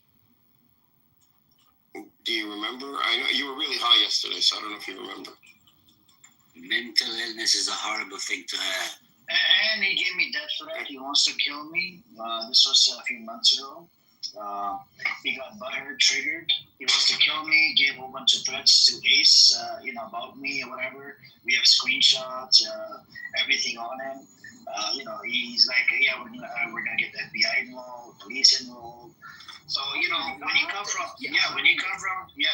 from that background, he lost all the respect I had. Like teeny bitty respect that I had left for him, it was all gone down the toilet. But that just seems like bipolar disorder to me. What you guys are describing. So I don't know. Yeah, that's why we use him as a punching bag. Man, I don't know, Black Rabbi. You always be in here, so you're kind of asking for it. He likes to sit around and eat his chips. He walks around Jerusalem or Tel Aviv 3 o'clock in the morning, constantly taking money out of the ATM and cash. But Amir, Amir, you forgot to put out there that wasn't Black Rabbi that said those threats. It was AI generated video. Exactly. We got everything Black Rabbi, We gave him threats, and he was threatening everybody in the room, doxing. He wants to dox everybody. Do you remember that day, Black Rabbi? You got to calm down. And then he went to the brother Alonzo's room, and he's talking smack about me that I want to go kill him. I'm giving him threats or whatever. This son of a gun ran around and lied about me. Amir, I think you misunderstood. He didn't say he wanted to dox anybody. He said he wanted to box everybody. Like get in the boxing. You think he'll win? You gotta stick and move in a boxing ring, and I don't think he can move that quick. But I mean, as long as you got chips there, then sure, he'll be able to move. Yeah, he's throwing chip bags left and right, center. He'll move back and forth.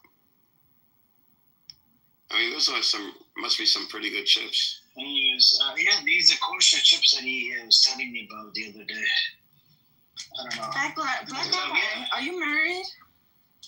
Or have any kids? He's married and he has like 10 kids. No, he married a white woman and Ashkenazi woman, and they got divorced. And then he was supposed to marry this Nigerian girl, and I don't know what happened there. What happened there, Black Rabbi? Not the Nigerians. What happened to that Black Rabbi? What happened to that girl? He said that he went to a white woman. He doesn't want a black woman. He changed his mind? That's a big mind change. I mean, you should know if you want a black woman or a white woman. That's something you should be pretty clear about, Ashkenazi woman versus a Nigerian. Those are two different cultures. He wants a Punjabi woman now. A black rabbi. He's breathing heavy now. He's getting upset. Wait, what? Oh, I don't know. Black rabbi. You want a Punjabi woman, right, Black Rabbi? What? You want the Indian soon to get your wife? Yeah, I mean, whatever guy wants, that's what I'm accepting. What about Wednesday? What if God put Wednesday in your life? Would you marry her? Yeah. There's certain like laws about you can't have a relationship with animals, you know what I mean? No, you're lucky Wednesday didn't hear that. She's out eating dog food. Anyways, I think we should talk to Caleb. Black Rabbi kills my brain cells. Caleb, what's your take on what do you think is going to happen? Do you think the ceasefire is about to happen?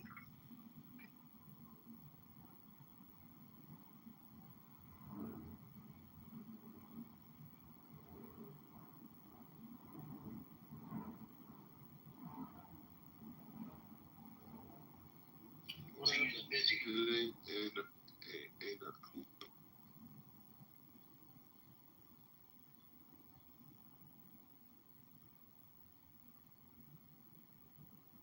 Sounds like crickets.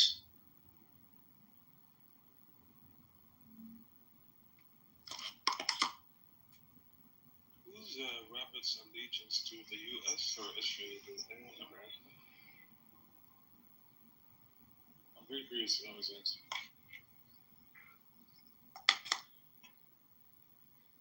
Robert, the Mossad got into your Wi-Fi, your microphone, your phone. You're tripping, bro.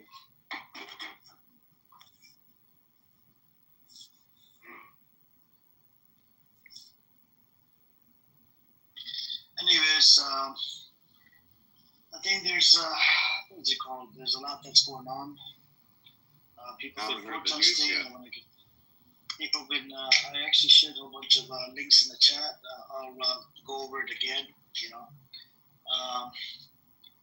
The links that I've shared. The first one was thousands demonstrate block roads at start of a nationwide day of protest for hostages. What else was it? Yeah, and then we have the I don't know who I was talking. I think I was talking to. I forgot who I was talking to. I did share that other article as well, where Smotrich said that hostage is not the most important thing. Spartan and relate to this war. And then the next thing I shared. So IDF, this hospital attack that they did, so they killed a bunch of journalists and whatnot. They were putting the blame on cameras. Cameras were being used. And now they're saying I think it's like 5 of them or 4 of them were Hamas. They do this all the time in every attack, right? It's always Hamas. And Hamas. Even if they, if the food falls down off the plate or whatever, or like let's say they break their plate, it's Hamas. Hamas did this. So right the cameras were being used. What's the claim? Because there were cameras. Let me read it out to you what the camera's being used. I'll open up the article because I don't want to misquote it. Right here. Okay, let's do it. All right. So the claim is the IDF says a preliminary investigation into yesterday's attack on Nasser Hospital and Khan Yunis determined that Hamas had installed a surveillance camera at the site to track Israeli troop movements and to help direct attacks against soldiers. According to the army, Golani Brigade forces operating in the city in southern Gaza identified the camera on the hospital grounds and destroyed it after determining it posed an immediate threat. More than 20 were killed in the strike, including several journalists, and it drew international condemnation. The IDF says that of those killed in the incident, 6 were identified as Hamas operators, including one who took part in the Hamas-led 7th October massacre in southern Israel. The army reiterates that it targets the harm caused to Wait. But you said it's because of the camera. Yeah, it's not just the camera, bro. That's what it said. By the way, they came out and said that this camera that they were targeting. Yeah, it's because of the camera. That's what it says in this article. That's what it says. But apparently, this camera only covers the surrounding of the hospital, so that nothing to do with anything happening outside. That's a lie. That's a lie. That's what it says in Times of Israel. It's a Jewish source. How can I lie about the Jewish source? This is the Times of Israel. I think he's talking about Abu Abaida. You can But the camera, it says, okay, well, yeah, we had targeted because we wanted to hit the camera. So, and then, they say there were Hamas people there too. There were Hamas. So the objective was the camera. But by the way, there were Hamas there. So why didn't you target Hamas, not the camera? I mean, you should have led with we targeted because there were 6 Hamas. And what's the camera have to do with anything? What's the problem? They took down the building. What's the problem? That you weren't in it. What's the problem? People are dying. Okay. That you weren't in it, Black Rabbi. We need to evacuate them out of there. It's not humane for them to live there. By killing them? But you mean evacuate? You mean get Palestinians out of Gaza so you could come in and take it over? These people are. I mean, that's humane of you. Has to do. Better than is that what your God is telling you to do? Better than them staying there and dying. What a terrible God you have. It's funny to me. The way you rationalize things, right? It's so funny. Like, you guys just leave so we can bomb the place and take it over. But we're doing you a favor because we're, helping you leave. Like, how does that make sense? And that's the funny thing about you Jews. You create problems. That's the reality. You create problems, and then you create the solution as well, and you're like, oh, I did a favor for you. Like, no. What do you mean? Like, Black Rabbi, you can't even see through it. Like, come on now. You can't be this stupid, please. Like, you can't be this dense. You know better. Like, I know somewhere in your head you know better. So you do agree he was... So, Abu, so you did agree he was 30% stupid before. Now you're saying that this is stupid. Chanel, Abu, please hang on. Hang on, Abu, please, I'm talking to Chanel. Chanel, you do agree that he was 25% or 40% stupid before, right? Before this conversation. Now you see what we were talking about? He's fucking mentally not there in the head. That's what I mean. Like, this guy, there's mentally something wrong with you. Like, you need to see, not a psychiatrist, please see, a shaykh, those exorcists. See an exorcist in every religion, Christian, Muslim, exorcist, whatever it is. Like, you should see them because this is exorcism. They're killing you, Black Rabbi. Black Rabbit, I'll fix it for you. Come see. Black Rabbi. I don't know Black Rabbi, what's your real name? Sharif Hassan. What? Sharif Hassan. Sharif Hassan? Yeah, Sharif. Sharif? Okay, that's some shit. Crazy name, Black Rabbi. Why don't you say that? I don't know with it. Sharif, I know you're in there somewhere. First one is Sharif. Sharif, you're in there somewhere, please. No. All right, so this is... In there somewhere. Where is Sharif? Please, I want to speak to Sharif. I know you have a heart, Black Rabbi. I know you have a heart. At the end of the day, I know you have a heart, please. Well, there's a lot of room in there, so I don't know if you'll be able to find them. I don't know, man. I don't know. The key point is you cannot allow collateral damage to block the overall objective, right? Unfortunately, yes. The objective was camera. The fucking camera. He said we cannot allow collateral damage to get in the way of our objectives. That's a genocider right there. No matter what, no matter how many people die, You must meet your objective. But you've had that opportunity. You killed unlimited amounts of people. You still haven't met your objectives. What's that tell you? You are a failure. You're a failed state with a failed military. Edward, this is him. This is him. I'm just gonna play like less than 30 seconds. This is Black Rabbit. Pretending to be ex-Muslims. Watch out.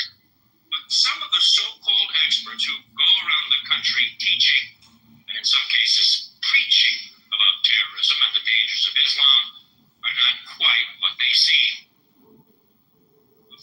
100%. 100%. That's it. That's it. Actually, how some people claim to be ex-Muslims and use Muslim names and go outskirt preaching. Like Black Rabbit. Bro, he's a murtad. In the 2000s and after 9/11, they had all these experts, teaching about what Islam is and that we're going to bring Sharia law. And we even had, people believe this, that we had entire cities around the country that were no-go zones for any non-Muslim in America. But yet they couldn't point to it. This is on Fox News. And they couldn't point to a single city. Here, I'll put it for you. Here, I'll put it in the chat. How can we sit here and say that everything and they made a lot of money is a lie, and then believe when he says that he's a Muslim? It makes no sense. He's nothing. Yeah, no. A lot of them were not Muslim, but it was a time where you could write a book, a cheap ass book, and make millions of dollars by holding talks. Look up Pamela Geller. Look up Pamela Geller. Her daughter in the last couple of years was, this is over 20 years ago. Her daughter grew up and she became a big influencer on Instagram. And then people found out who her mother is. And then, a lot of people dropped her. She had like a fashion brand. Her mother was going and giving talks about how Muslims are taking over America, how they're, Pamela Geller. She was on, it's so funny. There was a website, moonwatch.com or .org, and they had a whole thing on her. And for example, she took a picture of, where was it, Nigeria or somewhere in Africa, of an explosion, okay? And there are Pakistani soldiers there. And she was saying how the Pakistanians came in and shot, I think she said missiles or something, and killed a lot of people. And it was actually the Pakistani military happened to be there refueling or something, and then so they saw what happened and they came in to help. But I mean, Loon Watch has a whole thing on her, and others like her. Yeah, but I don't go on it. Including Black Rabbi should be on Loon Watch. I think anybody could put somebody up there. Anyways, but the point is, I don't say anything negative about Islam or Muslims. All I do is I'm talking specifically. If you're saying collateral damage, which are Muslims, we can kill as many Muslims as we want, as long as we get what we want. As long as we make. You're saying collateral damage doesn't matter as long as our objectives are met. That's what you said. Not even 10 minutes ago. So this is hate for Muslims, not love. No, it's not. No, it's not, because it has nothing to do with ethnicity or religion. It has to do with resistance, right? If these people stop resisting, there will be no issues, right? But they resist, so that's the problem. So what would happen if they stop resisting? What would happen? They'll live happily ever after. How? Like where? Like how? Give me an example. They could slowly. They could build legitimate infrastructure. They could create a real economy. They could get rid of this whole violent in the areas in Ramallah, in Gaza, in it's throughout Israel. You know what I mean? The northern parts. They have an area to build a vibrant economy. Area? Yeah, they have like an area, like not a nation or anything, or no rights, no right, no rights, no protection. Right now, they're just talking about. Right now, at this stage, we're just talking about civility. Civility. Civility? That's the stage right now. You just said to meet your objectives, you will collateral damage doesn't matter, or what did you say? It doesn't matter how much collateral damage you go through to meet your objectives. That's what you said. Unfortunately. And you're talking about you are civil, and you're going to bring civility to Palestinians? Order. Wait, Black Robert, do you really think that you can... Order? This isn't McDonald's. Do you think like you can like... I think he's talking about the same type of order Germany tried to bring to them in 48. No, I'm just curious. Like, Black Robert,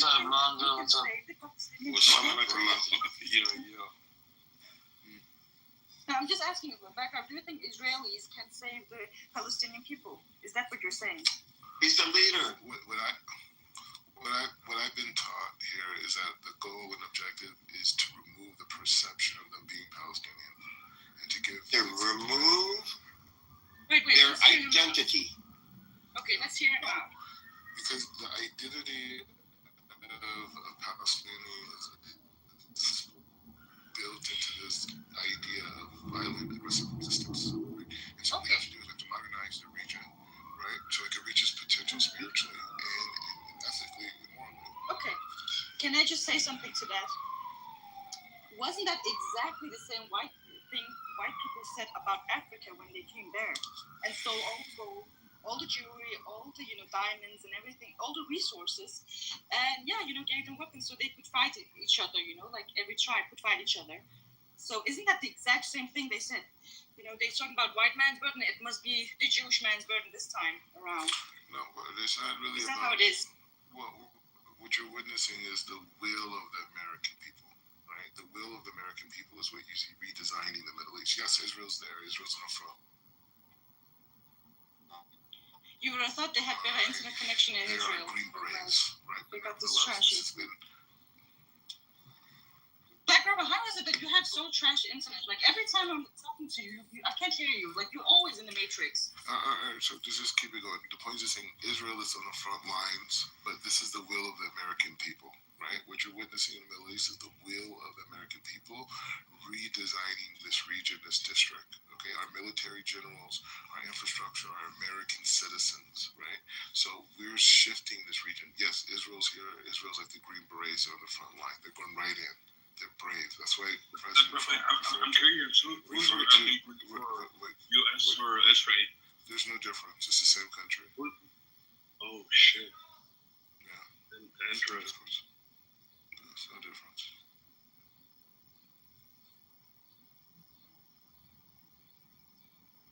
Anyways, the point is just saying that's. I just wanted that from my record, Rabbit. Yeah, there's no separation. Exactly the same idea. In fact, it's like your left arm and your right arm. You know what I'm saying? So what you're saying is that both USA and Israel are the same. Yeah, I'm saying Israel is the right hand, and America is the left hand of God. So is America first or Israel first? No, they're both left and right hand of expressions of God. America first. America first. You want to become the president of the U.S. 2032? Hey, Mordecai, now that you think we know that you think your Judaism and you think your rabbinical licenses and stuff like that, should we actually give a shit about what you think is right or left hand of God at this point, or are we still gonna accept that bullshit now?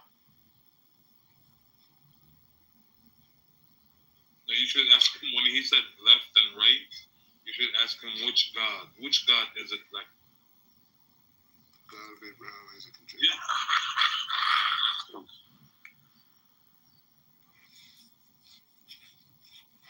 How could anybody think that God is on the side of Israel, the Zionist apartheid genocide of Israel? So this type of God would condone babies, children, massacring people, stealing. No, God is not like that. That's your God, not our God. Absolutely. Yeah. Indeed. You also hear the fact that Mordecai actually believes that he is the judge himself incarnate. I can't hear if there's two people there talking at the time. So Mordecai thinks that he's the judge himself. He thinks he's a what himself? He's the The Dajjal? Yeah, he said that he thinks he's a Dajjal. No, he's just messing around. He's trolling. I know. He's retarded. Anyways, the point is just saying that nothing happens in this world without God's permission, right? That's very true. And so whatever we see in Gaza, the Ukraine, or 100 years ago, 1,000 years ago, it's all through God's permission. And right now, they evacuate. So what Germany did with God's permission? So what the Nazis did? So God wanted that to happen. Yes. So you're saying God wanted Jews to get killed? And you're saying that anybody who dies on planet Earth. And you think God anybody on planet out of every single country that they've been in, with the exception of like 4. So we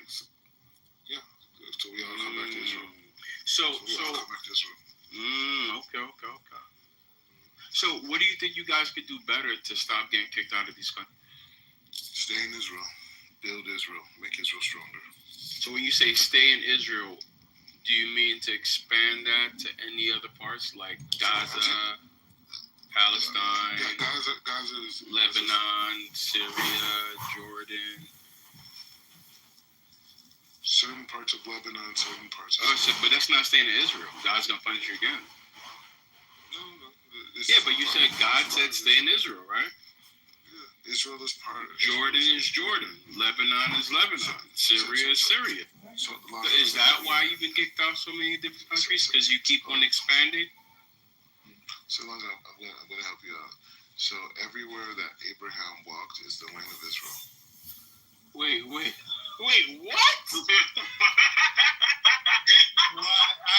And there we have it. It's in the Zohar. Abraham walked in Mecca. He was in Mecca. Exactly. Did he walk in China? Mount Sinai is in Mecca. What about China? Did he walk over there? Did he walk in China? I don't know. Wherever he walked, United States. That's the land of Israel. It's all the land of Israel. Go everywhere he walked. Wait. What about? He walked in the United States zone. He walked in the U.S. He walked in the Caribbean. Walaikum salam. He walked in the Caribbean. Didn't walk in the Caribbean. Fuck that. Yo, he walked in Dominican Republic. Leave the Caribbean. No. Leave the Caribbean out of this. We want no parts of that shit. Oh, y'all kicked him? No. He leaves on his own when he knows that he's becoming, people are just making fun of him. No, the funniest thing that he made about the claim of Mecca is like, if he's claiming that, the Islamic claim, then he's just proving his Judaism wrong. In his last claim, he was trying to make an assertion like basically the world belongs to them. Yeah, no, he's retarded. I was trying to get him to say things like Asia, the U.S., like where did he did say he wants to make Israel strong, which to me means that he doesn't feel that Israel is strong anymore. And he also said, stop resisting. So I wanted to say something about that earlier. I'll see that. But I'm actually kind of confused. How are all of these Zionists also very staunch Hitler supporters and Nazis? It is the most. It's so perplexing. I think is the best way to put it. And I don't really get his point about is God's will. I mean, I think he's just trolling half the time. Half the time he's serious. But God's will. What does he mean by God's will? I mean, what was it? What did you say about the Holocaust? The analogy was that God's will.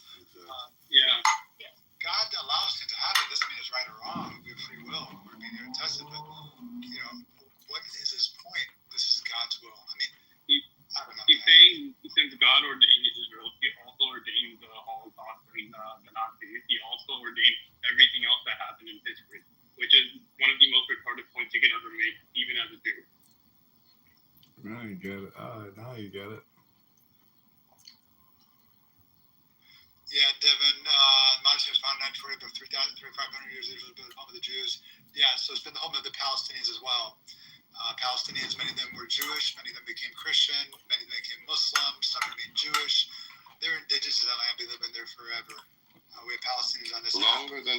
500 years actually. History doesn't start when the what line? Blanking from the Canaanites, where the Jews come from. Bro, he repeats the same shit every single day. And then 36...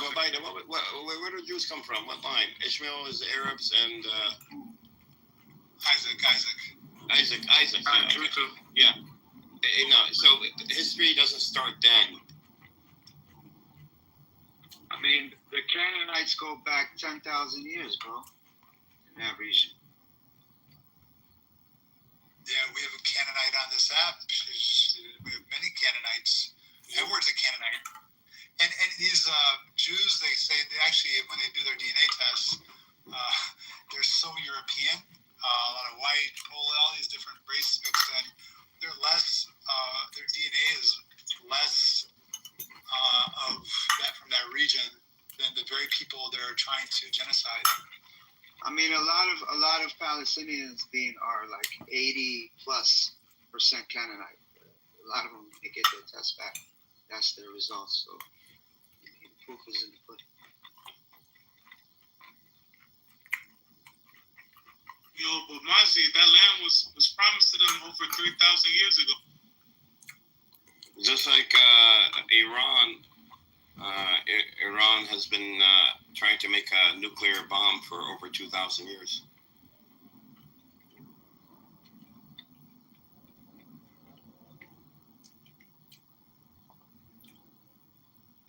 Oh, man. Did you guys see that Trump has moved out soldiers from the base in Iraq?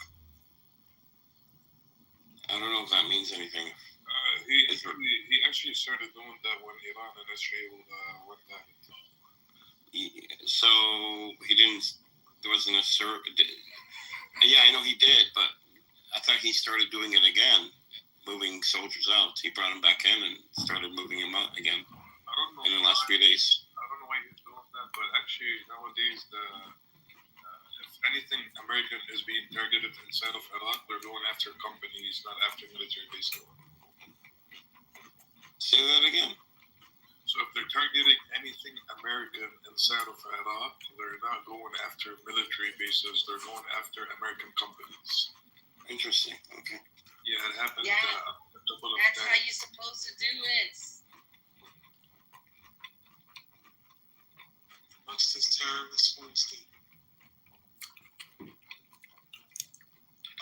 Well, something is about to go down. It seems that people are saying Israel is going to attack. Iran believes an attack is imminent from Israel. So something is about to go down. Question, who's going to hit first, you know? I think they're doing that. I think they're doing that to try to cover, so all eyes would be on Iran and Israel fighting and the atrocities that they're going to commit to the Palestinians in the Gaza Strip. Not like they're doing it already, but this is going to be 20 times magnified.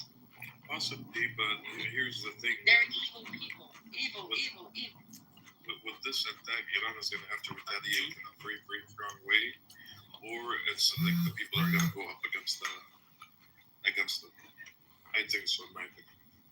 So it's going to be a little bit different than how it was the last.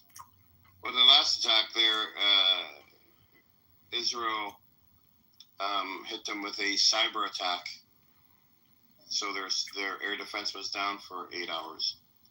But I think and there was more Mossad agents there. Yes. That were causing internal turmoil. And from what I gathered from my people there that I spoke to, they said, and I heard it on the news somewhere, that a lot of them were captured and a lot of them were taken care of. So that threat might be... Yeah, but I don't know if it's true or not, but apparently Russia sold or gave the locations of the defense systems that they have in Iran to the Israelis. And that's how they were able to target them. When? I don't know if it's true or not, but I actually read it on one of the pages that I follow. No, a strong Iran, it would be in Russia's best interest because that's a gateway to the Middle East by land. I don't know. I can say, though, the worst thing, the biggest mistake that Israel made is giving Iran a 12-day war and not finishing the job, which they couldn't finish the job.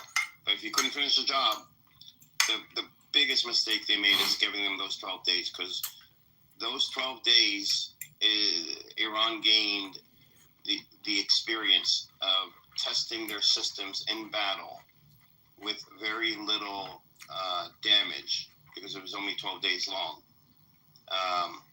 And that's experience you cannot buy. You have to. Oh, they bought it, all right. And so they had a limited engagement, so that Iran was able to test, see where their systems are weak, see what worked, what didn't work.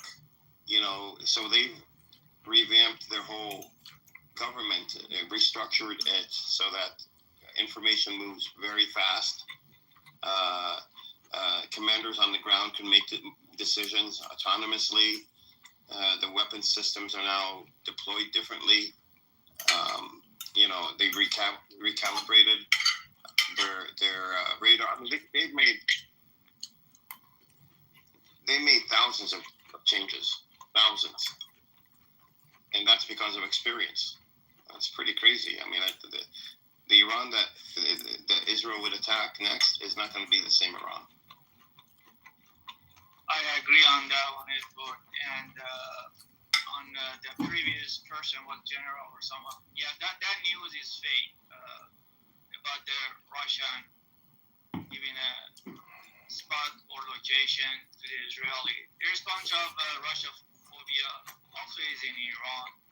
They don't understand what's going on. They don't even understand the difference between the S-300 or S-400, and they're opening their mouth and giving false information and bringing down the whole system of the defense system, that which is Iran military. Thinking there is a weak point. Actually, there is between Iran and Russia a good strategy and good working on every defense or any needs to be done. They have back and forth intelligence between each other. Same Russia gets from the Iran gets from the Russia, and that's very common thing. And trying to saying that Russia is under the hell behind selling the location, that's absolutely is a fake, and it's just discard that news.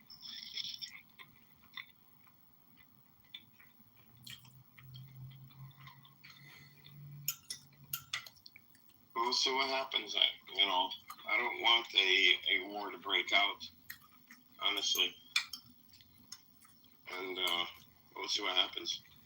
Hezbollah said, what was their comments? Everybody thinks Hezbollah's out. I never thought this. But they said the world will know our might, or something like this, if they're attacked. So, we'll see what happens. And another thing you had mentioned about in Iraq, the American moving around. American just trying to achieve their own goal about the Hezbollah to get them disarmed. They're trying to do the same thing in Iraq with the Hashd al-Shaabi. They are very afraid of Hashd al-Shaabi and Hezbollah. That's why they're trying so hard, they're pushing so hard to dismantle the Hashd al-Shaabi. And the government in Iraq, they know exactly what will happen next if they do that. And they gain a lot of pressure, though. I mean, whatever oil Iraq is selling, the money doesn't come directly to Iraq. It goes to in America, the Federal Reserve. They don't even own their own money. That's how embarrassing it is. But that's the situation with Iraq. They don't have much of a control over there. So they get pushed so much by America. to get rid of the Hashid Shabi. Why there's so much pushing on them and Hezbollah? There's something big fear. They know their capability. Hashid Shabi, just Hezbollah, they're very strong. They're getting capable. They're getting knowledge. They're getting a lot of good stuff. And they are capable on the ground. And you should know they are capable on the sea battle, sea too. It just has come to show they have good stuff over there ready for the moment. So they know they have to get rid of before any serious attack or anything because they are afraid of Hezbollah and Hashid Shabi. With the way everything's been looking from Hezbollah to the Houthis to also the destabilizations of many places within at least funny to see the number of men just kind of go, Joe Biden's my guy. But I'll go back. Clarence Thomas wasn't even the number one pick for the Republicans. He was down the list too. I didn't think he was more eminently qualified than every other black male. Like, he was no Thurgood Marshall, let's be honest. He's still not. Like, even on his best day and twice on Sunday is not anywhere near what Marshall was. So, I mean, I liked him, but at the same time, I look at some of his decisions, some of his writings, and kind of go, all right, this is lukewarm. It feels like fucking warm, cool toast. I don't know. I like him, but I mean, he's not someone that's going to resonate in the history books and pop out. He's not that guy. So it was performative when the Republicans did it. It's performative when Joe Biden did it. So No. I'm just saying, I get it. I think he'll make the history books for sure. Because he'll be, part of the bench that, we know all of the justices that made landmark decisions and where they stood on those landmark decisions. And as, people's rights are continuing to be taken away, his name will go down in history as being a part of the bench that made that happen, particularly when it comes to things like voting rights and affirmative action, which you guys seem to conflate DEI with, which it's not. DEI is not affirmative action. DEI is a mechanism for a organization to quantify how diverse they are, if they're diverse at all. Where are they not diverse? And why is this happening? It's data that can guide action as it relates to, wow, so are we just not, going to the Black Ivy League schools? Are we not going to the AAPI Ivy League schools? Because a lot of the schools on the West Coast are like specifically AIPI.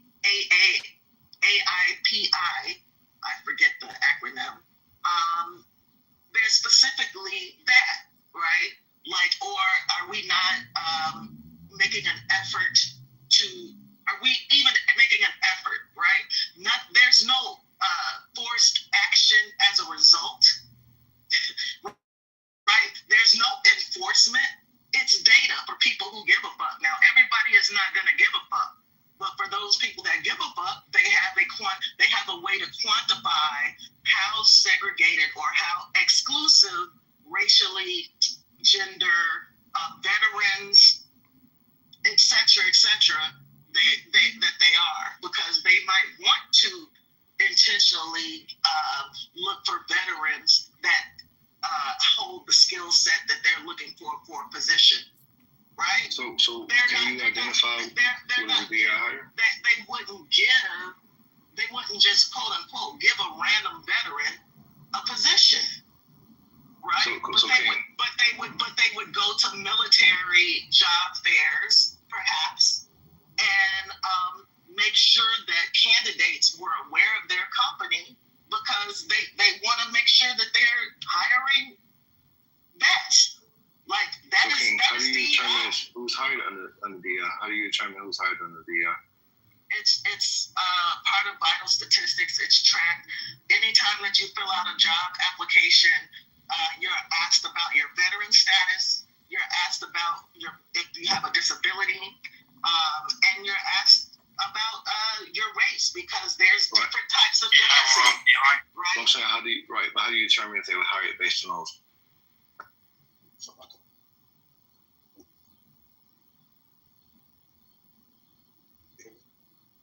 I determine that they're hired. I determine that they're hired based on whatever candidates were hired before. They were just probably became aware of the position through another mechanism. I said specifically, there are job fairs that target women.